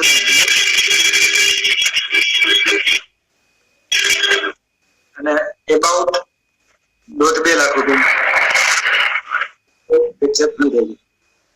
બોલા. પેશન્ટની સ્થિતિ એ બધી નથી, નબળા હતા બિચારા કે 1.5-2 લાખ રૂપિયા વાપરી ના. એ સાહેબ પાસે આવ્યા, રાહુલ સાહેબ પાસે હું હતો ત્યારે. એ સાહેબ ને કે સાહેબ આટલા બધા ફ્રેક્ચર છે અને આ ફ્રેક્ચર વિના પતે એવું નથી, આવું ઓપરેશન વિના. અને આ ઓપરેશન જુનાગઢના એક ડોક્ટર એમ કે છે કે મારા સિવાય કોઈ કરશે નહીં. સાહેબ કે થઈ જાય. એ પેલા પેશન્ટ ને તારી પાસે કેટલા પૈસા, તું કેટલો ખર્ચો કરીએ? તો સાહેબ આ મારે આટલો 1.5 લાખ તું જોઈ નાખો, મારી પાસે 20 રૂપિયા તો માંડ કાઢીએ. સાહેબ કે 20,000 છે ને? તો કે હા. એક કામ કરે, 5,000 મને દે અને 15,000 ની ગાય લઈએ, ત્યારે 15,000 માં ગાય આવી જાય. પછી તો કે તું લઈ પછી આજુ થવું ને? તો કે હા. ઘરના વ્યવસ્થા કરીને ગાય લઈ 5,000 રૂપિયા સાહેબ ને આપી. સાહેબ એને 30 ગોળી આપી. 1 મહિના સુધી આ ગાયને તમારે દોય, ભૂખ લાગે તો ગાયનું દૂધ પીવાનું, તરસ લાગે તો ગાયનું દૂધ પીવાનું, આ જ ગાયનું દૂધ તમારે પીવાનું, રોજ પૂજા કરવાની. સાહેબ અંદર 30 ગોળી આપી. આ 1 ગોળી રોજ ગાયના દૂધ લેવાની. એ પેશન્ટ 30 દિવસ સુધી 10 ખાલી દૂધ ઉપર રહ્યો, ગાયના દૂધ પર. સાહેબ ની આપેલી રોજ 1 ગોળી ખાઈ. 30 દિવસ પછી ક્લિનિકલ એને સારું લાગ્યું, બધા દુખાવા ગુમ થઈ ગયા. ફરી પાછો એક્સરે પડાયો તો બધા ફ્રેક્ચર હંતાઈ ગયા હતા. સાહેબ ડોક્ટર પોતે સરપ્રાઈઝ થઈ ગયા, ઓર્થો સર્જન. શું કર્યું કે સાહેબે 30 ગોળી આપી હતી. એને સાહેબ ને ફોન કર્યો, સાહેબ આ કઈ ગોળી હતી? ભાંગેલા હાડકા હાંધી નહીં. સાહેબ કે તું મને છે ને આવો કેસ આવે તો રિફર કરે છે, ગોળી કઈ છે તારે જાણવાની છે. પછી સાહેબ ને કહ્યું, સાહેબ મને તો ક્યાં કઈ ગોળી છે? તો મને કે સંસમની બટી છે કે 5,000 રૂપિયા એમને પાછો આપી દઈશ કે મેં પૈસા ના લીધા ને તો દવા ના કરો, પણ ગાયનું દૂધ છે ને એ મધુર રસ છે ને, ભગ્ન સંધાન કૃત છે, ગાયના દૂધ એને બેઠો. આવા બીજા પણ ઘણા બધા હોય છે. અને ખાસ કરીને અત્યારે ગ્રંથિ ગાંઠ જોવા મળે છે. એમાં ઘણા લોકો એ ગાંઠને કેન્સરમાં કન્વર્ટ કરીને એના રિપોર્ટ આવે છે. એ જ ગાંઠની અંદર જો તમને જે અસાધ્ય ગ્રંથિના અસાધ્યતાના લક્ષણ કીધા છે, અમુક ગાંઠ એવી છે કે આશુ વૃદ્ધિ તરત જ એની વૃદ્ધિ થવા. કાઠીની એકદમ કઠણ. આને અસાધ્ય ગ્રંથિના લક્ષણ કીધા છે. એ બધી કેન્સરમાં આવતી.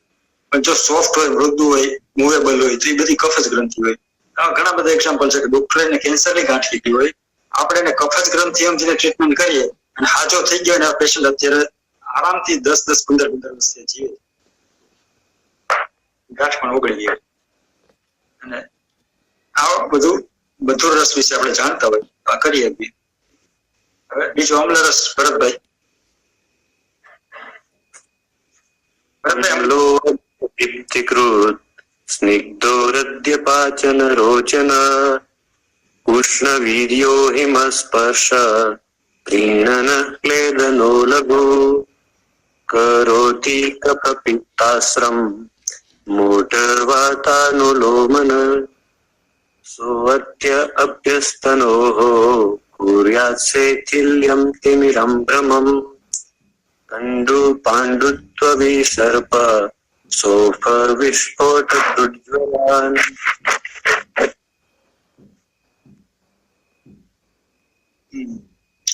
આ અમ્લરસ વિશે જો આપણે જાણતા હોય તો કેવા ફાયદા. એક પેશન્ટ ખેડૂત હતા ને વારંવાર ચેસ્ટ પેઇન થાય એટલે ફટાફટ ભાગે, કાર્ડિયોગ્રામ કઢાવે, કાર્ડિયોગ્રામ નોર્મલ આવે, બીપી ભાઈ હિસાબે થોડું ઘણું વધઘટ થાય. આવું એને ઓફ એન્ડ ઓન થતું. ચેસ્ટ પેઇન થાય એટલે ગભરાઈ જાય, ભાગે, કાર્ડિયોગ્રામ કઢાવે. એવા 8-10 કાર્ડિયોગ્રામ ભેગા થઈ ગયા. પછી એ મારી પાસે આવ્યા હતા. ત્યારે મને એમ ક્લિક થયું કે અમ્લો રુધિર આ હૃદય માટે હિતકારી છે ને બીજું મોઢું વાતાનું લોમક છે, મોઢું અવસ્થામાં છુપાયેલા વાયુનું અનુલોમન કરે. એ પણ બિચારા ખેતી કરતા, ખેતી મજૂર, ગરીબ માણસો હતા. મેં ખાલી એટલે એને એટલું જ કીધું કે તમારા જોડું કે આંબલી છે તો કે નથી, મેં તમારે બહુ એક મુઠ્ઠી સવારે એક મુઠ્ઠી સાંજે કોલ ખાવા. આંબલીના કોલ થી અને પછી ચેસ્ટ આ મોઢું વાતાનું લોમક હૃદય છે અનુભવ કર્યો. બીજું અમ્લરસનું કામ છે પ્રીણન. એક કેસ એવો હતો કે એમાં એક પેશન્ટનો ગોળો જે ફીમર હોય ને એ સુકાતો, એમાં ડિજનરેટિવ ડિસીઝ થઈ સુકવા માટે નવું ગોળો નાખવાની. તો મને ખબર હતી કે પ્રીણન કર્મ જે છે એ ખાટા રસનું કામ છે, સુકાવું એ વાયુનો ગુણ છે. મેં મહારાષ્ટ્રની વાત સાથે આમલકી ચૂર્ણ આપ્યું, એનો ગોળો ફૂકાતો બંધ થઈ ગયો, પ્રીણન કર્મ થઈ ગયું, ત્યાં પોષણ ઓછવાનું ચાલુ થઈ ગયું, ફરી પાછો ગોળો લીલો થવા માંડ્યો. ઝાડ જેવી રીતના ફૂકાય, પાણી ન મળે, એવી જ પરિસ્થિતિ અંદર ઉત્પન્ન થઈ હોય. પાણી આપો ને વળી પાછું લીલું થાય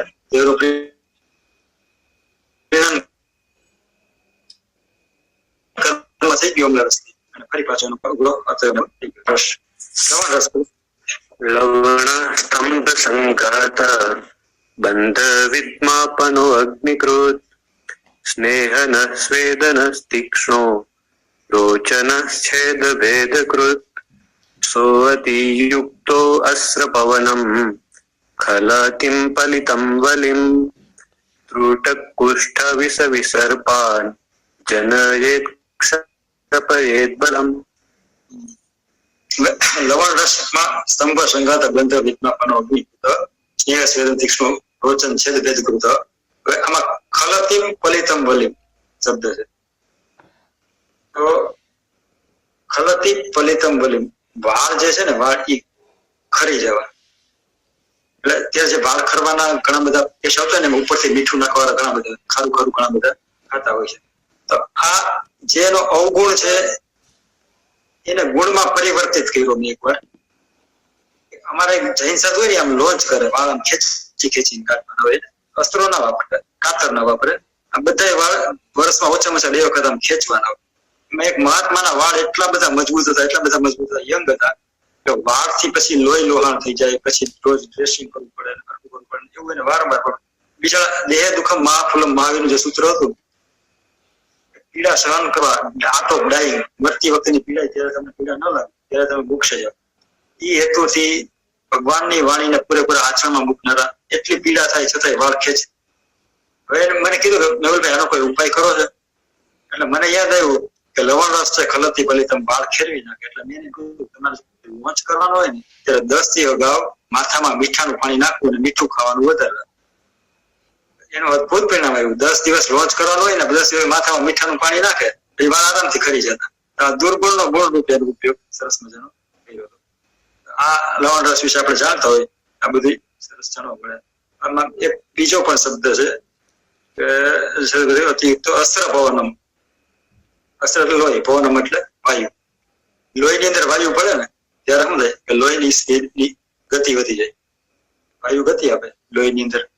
લવણ રસ આપણે વધારે લઈએ તો બીપી વધતું હોય છે, એનું પ્રત્યક્ષ ઉદાહરણ. પછી કઠોર ગલામય. ભરતભાઈ કઠોર ગલામય. હાજી છે. તિક્તરસ નથી, કટોરસ. કટુરસ. તિક્તર ગલા. ગમે તે ઓકે. હા. કટો છે. કટગલામયો દર્દ કુષ્ઠાલસક સોફજીત વ્રણ અવસાદન સ્નેહમેદ ક્લેદોપશોષણ દીપન પાચનો રુચ્ય શોધન અન્નસ્ય શોષણ ક્ષીરતિ બંધન સ્રોતાંસી વિવૃણોતિ કફાપ કુરુતે સોઅતિ યોગેન તૃષ્ણા શુક્ર બલક્ષયમ મૂર્છા આકુંચનમ કંપમ કટી પૃષ્ઠાદિષુ વ્યથામ. આના છિન્નતિ બંધન સ્રોતોથી વિરોધી આપણે ઘણી બધી વાત કરી હતી. ગાંઠને છેદન ભેદન કરી પછી કોલેસ્ટ્રોલ ઓછું કરે. પણ એક સાહેબનો જ પ્રસંગ છે, રાહુલ સાહેબ ડાન્સિંગ ડિસઓર્ડર વાળો. લગભગ દમણીયા સાહેબ એને પ્રશ્ન હતો. દમણીયા સાહેબ એની પેલા ઘણી બધી દવા કરી કંપવાની કે ડાન્સિંગ ડાન્સ કરતો ને એટલું બધું તરફ ડાન્સિંગ ડિસઓર્ડર. પછી એને સાહેબને મોકલ્યો, રાહુલ સાહેબને. રાહુલ સાહેબે સીધો આ શ્લોક હોય તો મૂર્છા આકુંચન કંપક કટી તીખું ખાસ તો રોજના 100 ગ્રામ મરચા જોઈએ જ મિનિમમ, અને તીખા જોઈએ. હવે એનો તીખો રસ સાહેબે બંધ કર્યો અને 2-3 મહિનાની દવા કરી. ત્યારે ડાન્સિંગ ડિસઓર્ડર ક્યાં બંધ થઈ ગયો કઈ ખબર નથી. સાહેબ ને ખબર છે, રમણ સાહેબ. આ જો આપણે સૂત્ર જાણતા હોય તો આમાં ક્યાંનો ક્યાં ભટકતા હોય લોકો, સામાન્ય સૂત્રથી સાજા થઈ શકતા હોય. એટલા માટે આ રસનું મહત્વ ઘણું હોય છે. કસાય રસ. કસાય પિત્ત કપા ગુરુ વસ્ત્ર વિશોધન. કસાય પિત્ત કફઃ ગુરુરસ વિશોધનઃ પીડનોરોપણસ્ત ક્લેદમેદો વિશોષણઃ આમસ્તંભનોગ્રાહી વૃક્ષોવતિ ત્વત્પ્રસાદન કરોતિ શીલિતઃ સોવતિ વિષ્ટંબાત્માન રુદ્રુજ ત્રુટકાર્ષ્ય પૌરુષ ભ્રંશ શ્રોતોરોધ મલગ્રહાન. કસાય રસ. કસાય રસ અસ્ત્ર વિશોધનમ અને રોપણ. ખદીર, અર્જુન ને મોચરસ, આ ત્રણ કસાય રસ પ્રધાન એવા દ્રવ્યો છે કે જેનાથી એક મોટું ભગંદર કે જેને 3 વાર ક્ષારસૂત્ર અને 2 વાર સર્જરી થઈ. ભગંદર ધોરાજીના જે પ્રોફેસર છે એમને ઘણા બધા રાજસ્થાન યુનિવર્સિટી એવોર્ડ આપ્યા છે હિન્દી સાહિત્યના. લેડીઝ છે. છેલ્લે રોવા માંડ્યા કે મેં 5 ઓપરેશન ભગંદર ના કરાવ્યા, છતાં એમાં હિલિંગ નથી થતું. તો સિમ્પલ કસાય રસ પ્રધાન પંચફલ કવાતમાં બેસી અને મેં એને અર્જુન, ખદીર ને મોચરસનો પાવડર મિક્સ કરીને આપ્યો છાંટવા માટે ત્યાં ખાલી. અને લગભગ 2-3 મહિનાની ટ્રીટમેન્ટ આવી, પણ એ વાતને 6-7 વર્ષ થઈ ગયા, એનું ભગંદર હાવ મટી ગયું છે. તિક્તરસ. સ્વયં અરોચી ઉષ્ણુરુચિ કૃમિત્રુદ્વિષમ કુષ્ઠ મૂર્છા જ્વરોત્ક્લેશ દાહ પિત્ત કફાંજયેત ક્લેદ મેદો વસા મજ્જા સકૃન્મૂત્રોપશોષણ લઘુર્મેદ્યો હિમો વૃક્ષઃ સ્તન્યકંઠ વિશોધનઃ ધાતુ ક્ષય અનિલ વ્યાધિન અતિ યોગાત કરોતિ સહ.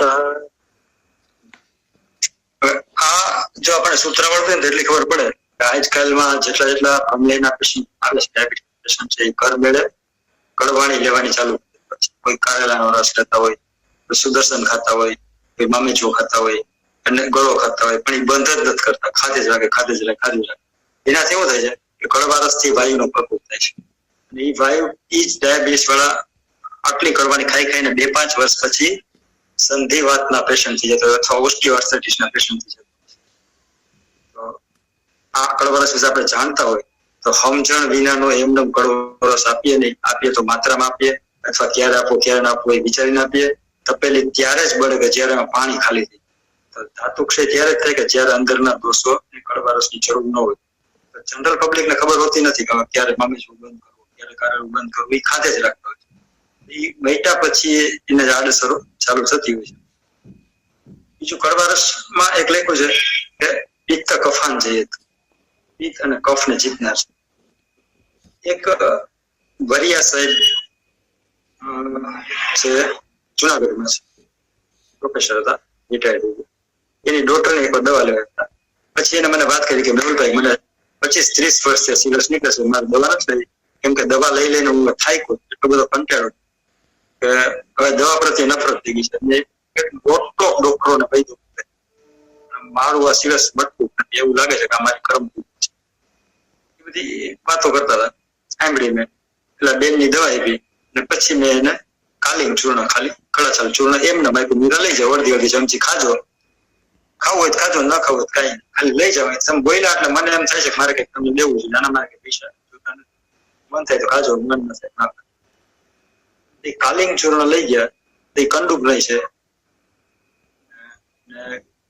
જે કફ પિત્ત પ્રધાન જયારે ખંજવાળના ઉપદ્રવ હોય કે બળતરા થતી હોય, બધા શાંત થાય. એ કાલિંગ ચૂર્ણ ખાધું, એ વાતના વર્ષો થઈ ગયા. ભર્યા સાહેબ જયારે ભેગા થાય ત્યારે મને કરે સાહેબ મારું સિરસ તમે મુફતમાં પટાવ્યું. આ કડવા રસથી આ ફાયદા થતા હોય અને વધી જાય કડવો રસ શરીરમાં તો ધાતુ ક્ષય કરી અને જાતના રોગો પણ ઉત્પન્ન કરતો હોય છે. અહીંયા હવે 6 રસ પણ પૂરા થયા. છેલ્લો જે શ્લોક છે એ કોરો વાળો એકવાર ઉપરથી ભગવાન ચરકને મન થયું લાવું જરીક પૃથ્વીલોકમાં જોઈ આવું.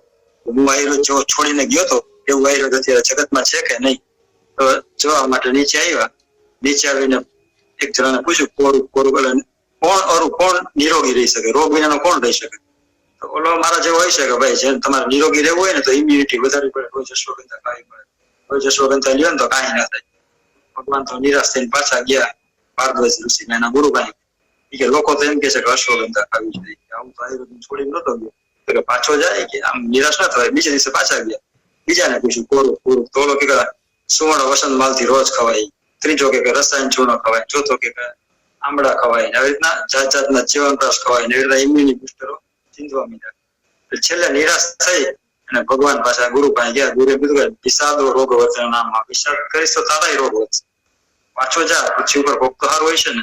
એમ કરતા છેલ્લે એને ભાગવત ઋષિ મળ્યા. ભાગવત ઋષિને પૂછ્યું કોરુક. તો નિત્ય મિતાહાર વિહાર સેવી એ રોજ નિત્ય સમ્યક અને પથ્ય આહાર વિહાર નું સેવન કરે.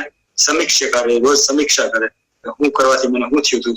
એની પ્રજ્ઞાપરાધ ન કરે, અહિત જેટલું હોય એ છોડતો જાય અને હિતનું સેવન કરતો જાય, એ સમીક્ષા કરી કહેવાય. અને વિશેષ આસક્ત જે વિષયની અંદર આસક્ત નથી થતો એવો દાતા સમાજ જે રોજ થોડું દાન કરતો હોય. સંત કબીરદાસ એમ કહેતા કહે કબીરા દે જબલક તેરી દે, જ્યાં સુધી દેહ છે ત્યાં સુધી દેહ ખેવો જાય એટલે રાખતી જશે તો કોણ કહે, પછી કોઈ નહીં કહેતું. દાતા સમાજ જે રોજ થોડું દાન કરે ને એને કઈક દેવાનો આનંદ હોય. એનાથી એના જે ડોપામીન એવા મેડિકલ સાયન્સ પ્રમાણેના જે હોર્મોન્સ હોય છે એ ઘટે છે અને આનંદની અનુભૂતિ થાય છે અને લાંબુ આયુષ્ય આપે છે. સત્ય પર જે સત્યની પડખેરીએ ને એનું આયુષ્ય લાંબુ થાય, નિરોગી થાય. અર્જુનની પ્રખર કૃષ્ણ હતા કેમ કે અર્જુનની પાસે સત્ય હતું, આમે પક્ષ અસત્ય હતું, ઘણું બધું હતું પણ ભગવાન નહોતા. એટલે સત્ય સત્યની પડખેરી ક્ષમાવાન રહ્યું, ક્ષમાવાન આપતો પછી એને હંમેશા આપતાની સેવા કરવી. ભગવતી આ બધા આરોગ્ય દે છે ત્યારે ખુશ થયા, આશીર્વાદ આપી અને પાછા ગયા. બસ અહીંયા આપણે આપણો ખુશ હોય અહીંયા 40 પૂરું થશે. ધન્યવાદ.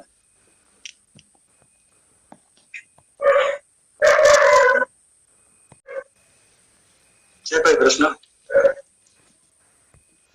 સર અત્યારે હેર ફોલિંગ ના જનરલ પ્રેક્ટિસમાં બહુ પ્રશ્નો આવતા હોય છે અને ઘણી બધી દવાઓ ને પંચકર્મ શિરોધારા ને એવું બી કરીએ તેમ છતાં પણ એવા રિઝલ્ટ નથી મળતા. તો એમાં શું આપણે શું ધ્યાનમાં રાખવું એની ચિકિત્સા કરવામાં? એ જ વાત કરવાના રસવાસ્રોત કરે છે,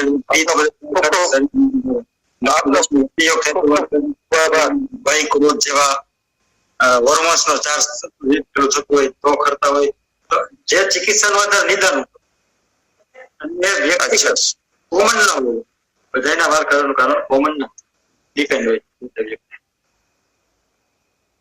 okay sir, thank you. Sir તમે આયુર્વેદ 40 બુક નું જે આખું પઠન કર્યું તો એ ઘણા બધાનો પ્રશ્ન છે કે બુક મળશે ક્યાંથી, કઈ રીતે પ્રાપ્ત કરવી? અહીંયા મારી પાસે આવીને લઈ જાઓ. હું કુરિયર નહીં કરું. ધન્યવાદ. કેમ કે અહીંયા લેવા સાહેબ જ્યાં લેવા આવશે ને એની કિંમત કરશે. મફતમાં ઘરે બેઠા મળી જાય ને એ બીજા ત્રીજા દિવસે પસ્તીમાં જાય. નમસ્તે સાહેબ. હા નમસ્તે સાહેબ, આપણે જેમ ધાતુ બને વારાફરતી રસ અને રક્ત અને બધી, એમાંથી જયારે રસ ધાતુમાંથી કફ બને અને પિત્તના મળ તરીકે રક્તના મળ તરીકે પિત્ત બને, તો એ સર કફ અને પિત્તની જે નિર્માણ થાય છે તો એમાંથી જે પિત્તના અને કફના પ્રકારો છે એના નિર્માણને આપણે કઈ રીતે સમજવું સાહેબ? એ કોમન જ થાય, એક જ સરખા છે, એના કાર્ય પ્રમાણે અલગ અલગ નામ છે કે પછી અલગ અલગ ઉત્પન્ન થાય? એ તો છે ને એટલો બધો લાંબો પ્રશ્ન છે કે એમાં પેલા બેઝ તૈયાર કરવો પડે અને ઓછામાં ઓછી 15-20 મિનિટ લાગે. અત્યારે બહુ મોડું થઈ ગયું. સિમ્પલ જ્ઞાનના પ્રશ્નો હોય તો 2-3 લઈ લે, બાકીના બધા છે ને તમે ગ્રુપમાં મૂકી દેજો, એમ અનુકૂળ થાય. ઓકે સાહેબ.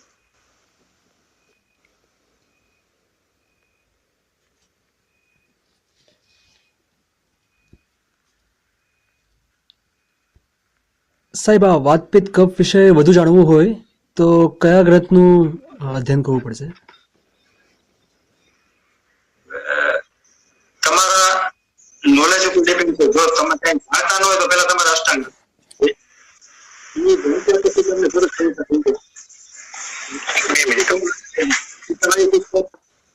ચરકના સમજવા થોડા અઘરા છે, ગુરુ વિના નહીં. એટલે પેલા અષ્ટાંગ હૃદય વાંચો, એનો 10મો 11મો 12મો 13મો 4 વાંચો.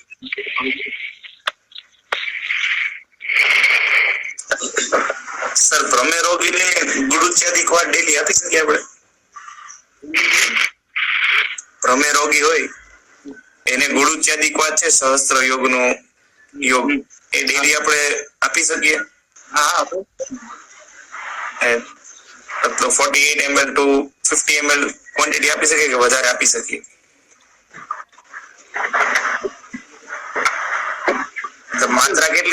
માત્રા કેટલી દેવી જોઈએ, મિનિમમ માત્રા?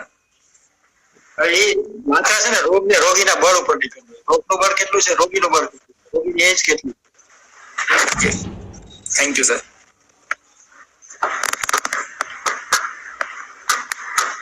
નમસ્તે સાહેબ. નમસ્તે સાહેબ. નમસ્તે નમસ્તે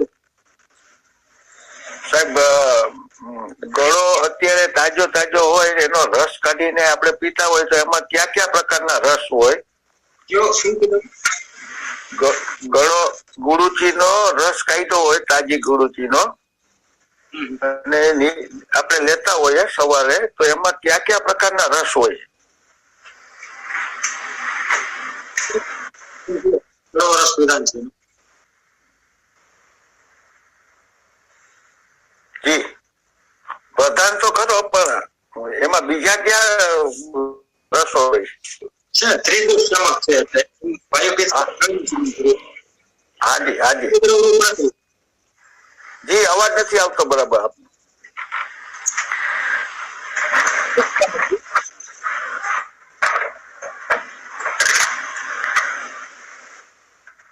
અવાજ નથી આવ્યો સાહેબ. ગુરુજી છે ને એ ત્રિદોષાત્મક છે, 3 દોષ નું સંબંધ છે. વાયુપિત્ત હાજી પછી બહુ કઈ ડિટેલમાં જવાની જરૂર નથી, રોજ લઈ શકાય એવું રસાયણ છે.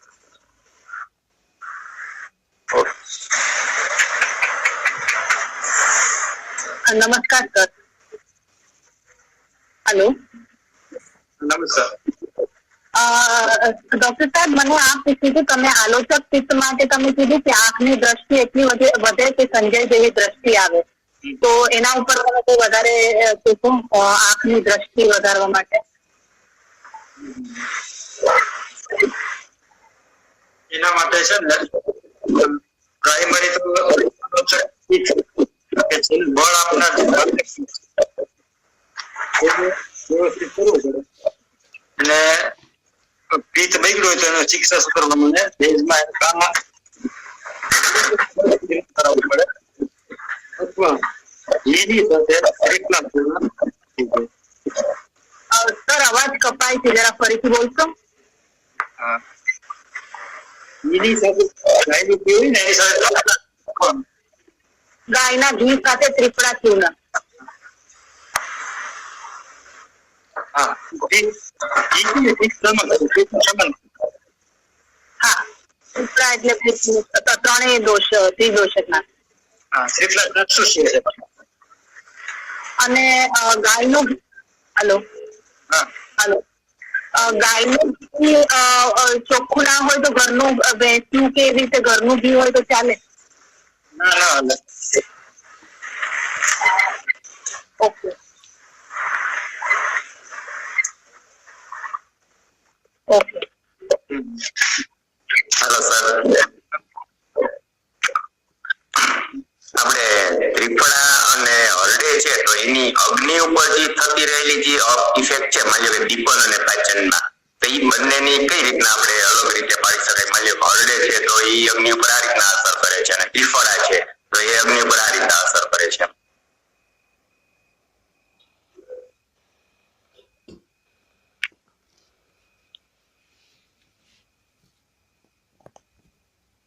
સમજાવો એ પ્રશ્ન ફરીથી પૂછ. આપણે ત્રિફળા અને હરડે છે, બરોબર, બંને કસાય પ્રકારના ઔષધ છે, તો અગ્નિ ઉપર આપણને ખબર છે કે વાતાનુકૂલન કરે છે, પણ અગ્નિ ઉપર એ બંનેની ઇફેક્ટ સેમ છે કે અલગ છે? અગ્નિ દીપક કરે છે તો હરડે વધારે કરે છે કે ત્રિફળા કરે છે, અથવા તો પાચક? હરડે વધારે ત્રિફળાની કમ્પેર. એટલે એમાં કોઈ એવો પ્રોપર અગ્નિ ઉપર આપણે કોઈ એવી કોઈ લાઈન બાંધી શકીએ કે અહીંયા હરડે વાપરવી જોઈએ અને અહીંયા ત્રિફળા વાપરવી જોઈએ અગ્નિ બાબતમાં, દીપનમાં અથવા તો પાચનમાં? દીપન પાચન દ્રવ્યો બીજા એના કરતા એટલા બધા સારા છે કે એનો ત્રિફળા અને હરડેનો ઉપયોગ દીપન પાચનમાં કરવાની જરૂર નથી, કેમ કે એનો અધિકાર જ્યાં હોય ને ત્યાં તમે વાપરો તો વધારે સારું. બરોબર છે. સમીરભાઈ છે ને, સમીરભાઈ, મને ઓલો જવાબ આપજો પછી. તો તમે પેલી ઓલી ઉધરસ ની વાત કરો તમારે કેમ કર્યું? હવે એમાં એવું છે કે મારા વાઈફને આયુર્વેદ પર શ્રદ્ધા છે. મારા વાઈફને ઘણી બધી ઉધરસ, એટલે એમ કે 2-3 મહિનાથી આવી હતી, પછી 2-3 રાજકોટના એમડી ને બતાવ્યું, એટલે સીટી કરાયો, એક્સરે કરાયો, પછી ડીટાઈપમાં નેક્સ્ટ વાઇઝ આ બધા એને રિપોર્ટ બધા કરાવ્યા હતા એલોપેથિક, આ બધા બોર્ડર લાઈન ટૂંકમાં ક્રાઇટેરિયાની અંદર નોર્મલ રેન્જમાં આવે, અને એમડી એમ કે સસ્પેક્ટેડ છે, એમ કે રિપોર્ટમાં આવતું નથી, આમ છે તેમ છે કરે. અને પછી આ ગરમ, જો કે હું ત્યારે કોવિડની ડ્યુટીમાં હતો, એટલે ઘરના થોડાક બધા ગરમ ઉષ્ણ વસ્તુઓ બધા ઉકાળા પીતા અને મરીનો પાવડર પીતો અને એવું બધું કર્યું, તો એને લીધે ટૂંકમાં વાત વધી ગયો, અને પછી તો અતિશય ઉધરસ આવતી રહી, પછી મળતી જ નહોતી. એટલે પછી મને સાહેબ નું યાદ આવ્યું, મને સાહેબ પાસે ગયો, સાહેબ માત્ર ખાલી નિદાન એટલે ટૂંકમાં વાત થી ખાલી તલના તેલ સાથે ટૂંકમાં સીતોપલાદી ટાઈપનું ચૂર્ણ આપી અને બેસી ગયું, અને ખાલી વિથિન 8 દિવસની અંદર જ મટી ગયું, એટલે એક એક્સપિરિયન્સ સારો રહ્યો. એ વાત કશે આપણને ખબર હોય વાયુનો વૃક્ષ ગુણ છે, અંદર સ્નિગ્ધતા નાખવાની છે, એ સ્નેહ નાખ્યો તો વયું. હા સર, આવું મારી સાથે બી થયું હતું. મારા મિસિસ ને બહુ ઉધરસ આવતી હતી ને, તો મહેન્દ્ર સાહેબ, સર્વે સાહેબ ને મેં વાત કરી, તો સીતોપલાદી, યષ્ટી મધુ અને આ તમે જે તલનું તેલ કીધું એ આપ્યું તો 2 દિવસમાં ભલભલી ઉધરસ મટી ગઈ. બાપુ મહેન્દ્રસિંહ જી સાહેબ, જી સાહેબ. અત્યારે કઈ રહો તમે? એકચ્યુઅલી સર હું તો બી ગયો તો કે કોરોના નો નહીં તો કોરોના રિપોર્ટ બી કરાયો પણ નેગેટિવ નીકળ્યો ભગવાનની કૃપાથી. પણ હા નેગેટિવ. પણ તમારી વાત સાચી કે અમે થોડું ઉકાળા પીધા છે ને તો કદાચ વાયુ વધી ગયો છે તો એના કારણે થયું હશે.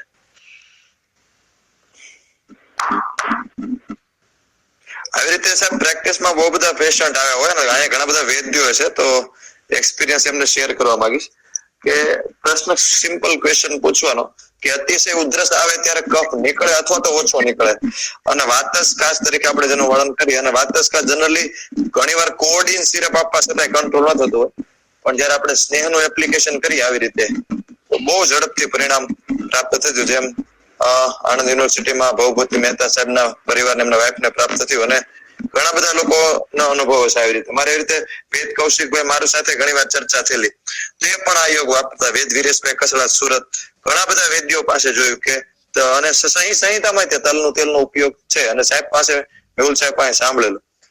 તો જયારે આપણે આવી રીતે નિદાન કરીએ, અને એવું તો બાપાલાલનો એક કિસ્સો સાંભળેલો કે પેંડા ખાવાનું ઉધરસ મટાડે. તો એ વાત જ ખાસ હતી. એને સરસ મજાનો સાકર ને દૂધ ગાયના દૂધના પેંડા કર્યા, એટલે મધુર રસથી સ્નિગ્ધતા આપી, એટલે વાત જ ખાસ પેંડા ખાઈને મટે. લોકો એવું જ મને કે આયુર્વેદમાં કઈ કડવું જ હોય, ગળી દવા હોય જ નહીં, પણ પેંડા ખાઈને ફરી ઉધરસ મટે, એવું જ બને. તો સિદ્ધાંત આપણો ક્લિયર કરવો.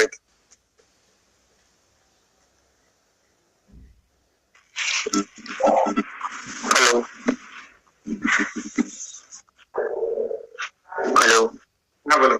ભાઈ બોલો. સર મારે આ એસિડિટી માટે પૂછવું હતું સાહેબ ને કે મારે લોંગ ટાઈમ થી આ એસિડિટી મને મળતી જ નથી એમ, તો એના માટે કઈ એવું તમારા વ્યવસ્થિત દવા બતાવો તો એમ. થાય છે હું તમને તકલીફ? એટલે આમ પેટમાં બળે અને પેટમાં ભારે ભારે લાગ્યા કરે અને ભૂખ ન લાગે. આવું અમારે 2008 થી છે એમ તકલીફ.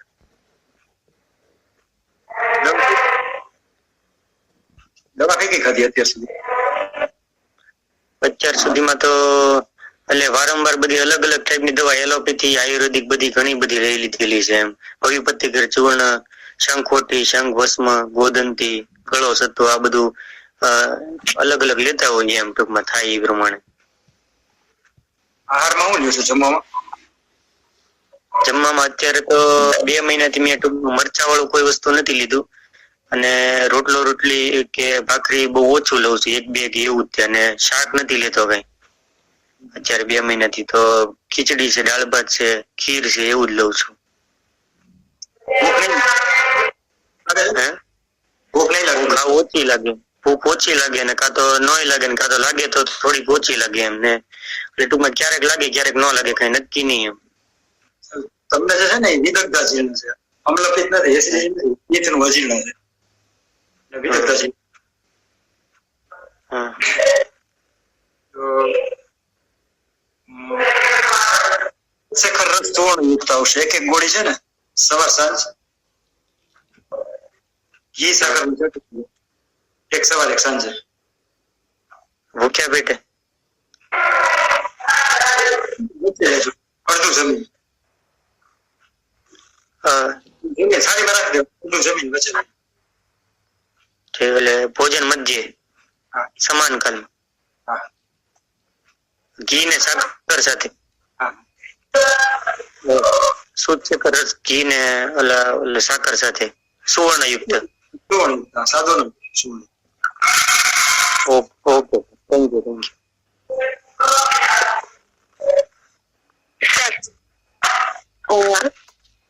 સર આજકાલ જે ગ્લુટન ઇન્ટોલરન્સ નું વધારે નીકળી પડ્યું છે કે ભાઈ રોટલી કે એવું કઈ ખાય ઘઉંની કોઈ આઈટમ તો દિવસમાં 3-4 વખત એ લોકોને ઝાડા થાય, પચે નહીં, એવા બધા સિમ્ટમ્સ મળતા હોય છે. તો સર હવે એને કેવી રીતે સમજવું, અને એમાં કોઈ એવો સચોટ એક ઔષધીય પ્રયોગ તમારા અનુભવમાં હોય તો શેર કરો સર. એટલે ઔષધિની જરૂર નથી. ગ્રહણી રોગની અંદર ચોખ્ખું લખ્યું છે એને ખાલી તમે રાત્રિ ભોજન ત્યાગ કરાવી દો, 6 વાગ્યા પછી ખાવા પીવા નહીં, 5 મહિને પ્રતિદિન રાત્રિ ભોજન પાણીનો ત્યાગ. સાંજના 5 થાય ને સવારના 8 સુધી કાંઈ ખાવા પીવાનું 5 જ દિવસો મટી જાય, ખવાની જરૂર એક સુધી એટલે સર કોલ કરાવી ગયો હતો સર મેં ટ્રાય 5 રાત્રિનું બંધન છે.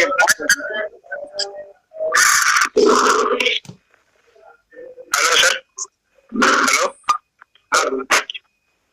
મારા પપ્પાને છે ને સર થોડા ટાઈમથી બહુ સ્ટીફનેસ રહે છે, મતલબ જે રીતે સુઈને ઉઠે ને તો બહુ આમ અકળાઈ જાય એકદમ, અને અમુક વાર એક જગ્યાએ પણ આમ જાય કે 15 મિનિટ પણ બેસે ને તો બી મતલબ એક અકળાટ જેવું થઈ જાય, એમ મતલબ ઊભા થાય તો દુખે કમરમાં પગમાં, એવું બહુ ટાઈમથી થાય છે એમને. તો તમારા અનુભવમાં કઈ એવી કોઈ એ થોડુંક નિરામીકરણ કરવું, ખોરાક લેતા 50 મિનિટ જમતા હોય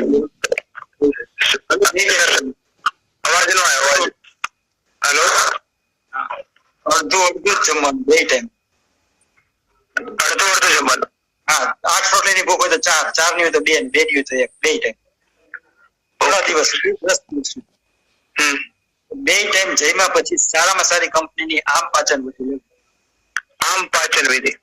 હા, બધી આ છે ને સામ અવસ્થાથી રોગ એટલે વિરામ કરવાનું હોય. વિરામ કરવા માટે એનો હાથ લગો પૂરો પડે, ખોરાક અડધો કરી નાખવાનો, 2 આમ પાચન વિધિ લેવાની, 10-15 દિવસ આપો થઈ જશે.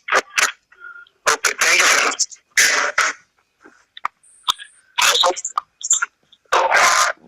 હેલો. હાજી સર, નમસ્કાર. હા બોલ. સર, ખાસ કરીને આપણું લીવર જે ફંક્શન છે એ ખૂબ જ ઘણા બધા એક સાથે હોય, લોકો 500 ની આજુબાજુ, અને ખાસ કરીને જે પિત્તના પ્રોબ્લેમ લીવર સાથે જે સંકળાયેલા છે, જોન્ડિસ છે, હેપેટાઇટ છે, હેપેટાઇટ બી કે લીવર સોરોસિસ કે કેન્સર સુધી, તો લીવરને નિયંત્રણમાં રાખવા અથવા લીવરને સ્વસ્થ રાખવા માટે સામાન્ય ઉપાયોમાં જણાવશો? ધન્યવાદ સર. લીવરના તો ઘણી બધી જાતના રોગ થતા હોય છે, પણ આપણે ઓર્ગેનની ટ્રીટમેન્ટ ને જાજુ ઇમ્પોર્ટન્ટ નથી આપવાનું, પણ દોષની ચિકિત્સા વધારે મહત્વ આપવાનું હોય. હવે લીવરની અંદર ઘણા બધા રોગ થતા હોય, પિત્ત નહીં થતા હોય, કફ નહીં થતા હોય, વાયુ નહીં થતા હોય. લીવરને સારું રાખવા માટેની કોમન ટ્રીટમેન્ટ ખાલી કેવા ખાતર કેવી હોય તો કુવાર પાઠવું રોજ લેવું, એલોવેરા. પણ સ્પેશિયલ રોગ વાઇઝ અલગ અલગ ટ્રીટમેન્ટ કોમન ના ચાલે. જે સ્વસ્થ માણસ છે એને સ્વસ્થતા એનું લીવર તંદુરસ્ત રાખવા માટે સરળ કુમારી લઈ શકાય, કુમારીનો ગર્ભ. Hello sir. સર, આપણે તમે જે કીધું કે કફે બ્રહ્મ એટલે કે કફનો ક્ષય થાય ત્યારે બ્રહ્મ જોવા મળે, તો મારા મમ્મીને એવું છે કે શરદી ને એવું બહુ બધું રહે છે, અને એની સાથે પણ આમ ચક્કર આખો દિવસ આવ્યા રાખે, નાકમાંથી એકદમ પાણી નીકળે રાખે, તો તેનું કારણ શું હોઈ શકે? કફે બ્રહ્મ એક ટિપિકલ નિદાન હતું, બાકી ચક્કર ઘણા બધા કારણોસર આવતા હોય છે. પિત્તનો પ્રકોપ થાય તોય ચક્કર આવતા હોય છે, અને વાયુના પ્રકોપમાં આવતા હોય છે, પણ મેજોરિટી કફનો ક્ષય થાય ને ત્યારે આવું જોવા મળતું છે. એટલે અલગ અલગ કેસની અંદર અપવાદ જોવા મળે, તો આમાં ટિપિકલ આવા કેસની અંદર ફરીથી વિચારવું, કારણ નિદાન ગોતવું પડે ફરી. Okay sir.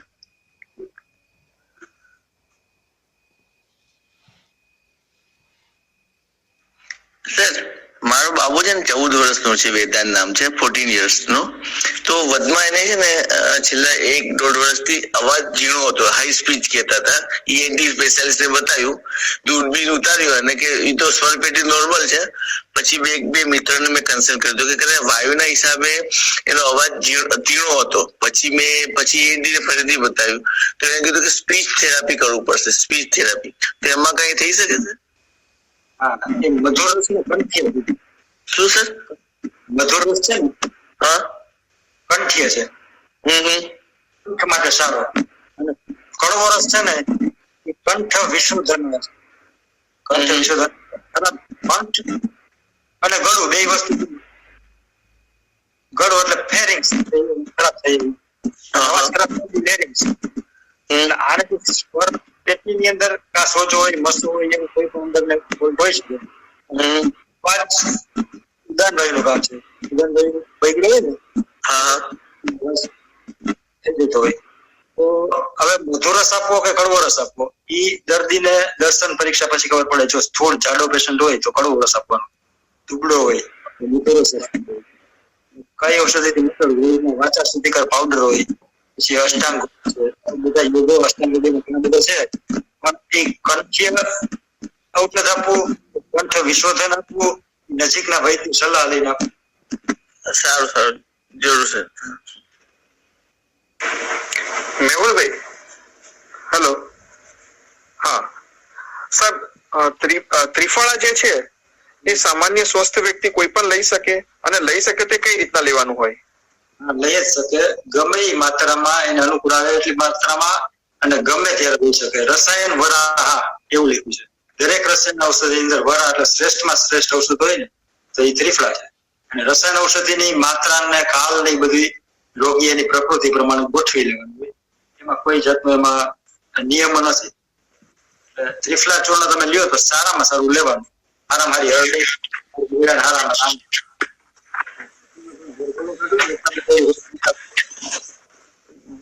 બરોબર સર. અને એ આપણે જાતે પણ ઘરે બનાવી શકાય એની અંદર? જાતે જ બનાવો. તો જાતે બનાવી એનો ખાલી મીંજ અંદરનો કાઢી નાખવાનો, અને ઉપરનો જે ભાગ હોય એનો એને જ ખાંડીને સરખા ભાગે ચૂર્ણ બનાવી લેવાનું. હા, સારા માયલી હળદર લેજો. દિશા કેવી કે છે તમે 500 ગ્રામ લ્યો ને તેમાં 25-30 ગ્રામ જ આવું. બરોબર.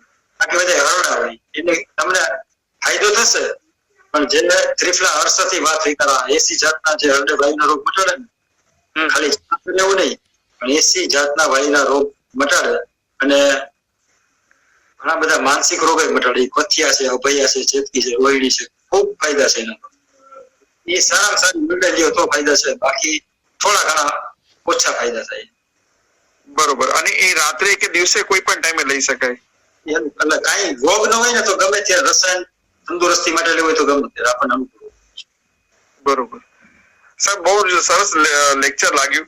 અને ખરેખર અતિશયોક્તિ નહીં, પણ જે રીતના કથાઓ રામપારાયણ ને એવી રીતના થતી હોય એવી રીતના સરસ એવું છે કે આની આ રીતના કથાઓ ખરેખર જાહેરમાં થતી હોય તો આયુર્વેદિક નો પ્રચાર પણ થાય, લોકોની અંદર અવેરનેસ આવે, અને એલોપેથિક ની અંદર જે એક એની પેલાની અંદર જે દબાઈ ગયા છે એની ઇમ્પ્રેશન નીચે, એમાંથી પણ વ્યક્તિઓ ધીરે ધીરે બહાર આવે, અને આપણું ઓરિજિનલ જે આ કલ્ચર છે આટલું રીચ એનું ખરેખર લોકોને જાણ થાય.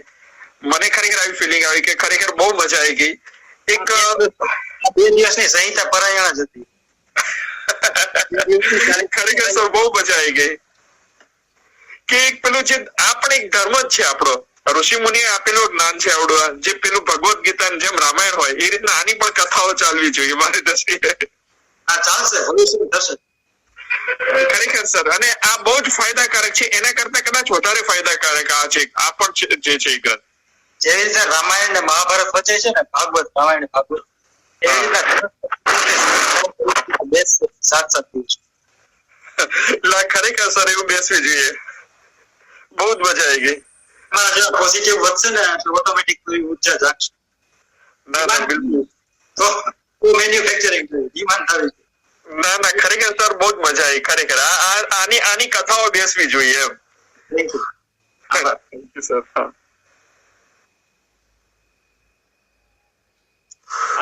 શાળા ક્યાંથી બંધ કરશો? હા, બંધ કરશો સાહેબ. આપનો ખૂબ ખૂબ આભાર સાહેબ.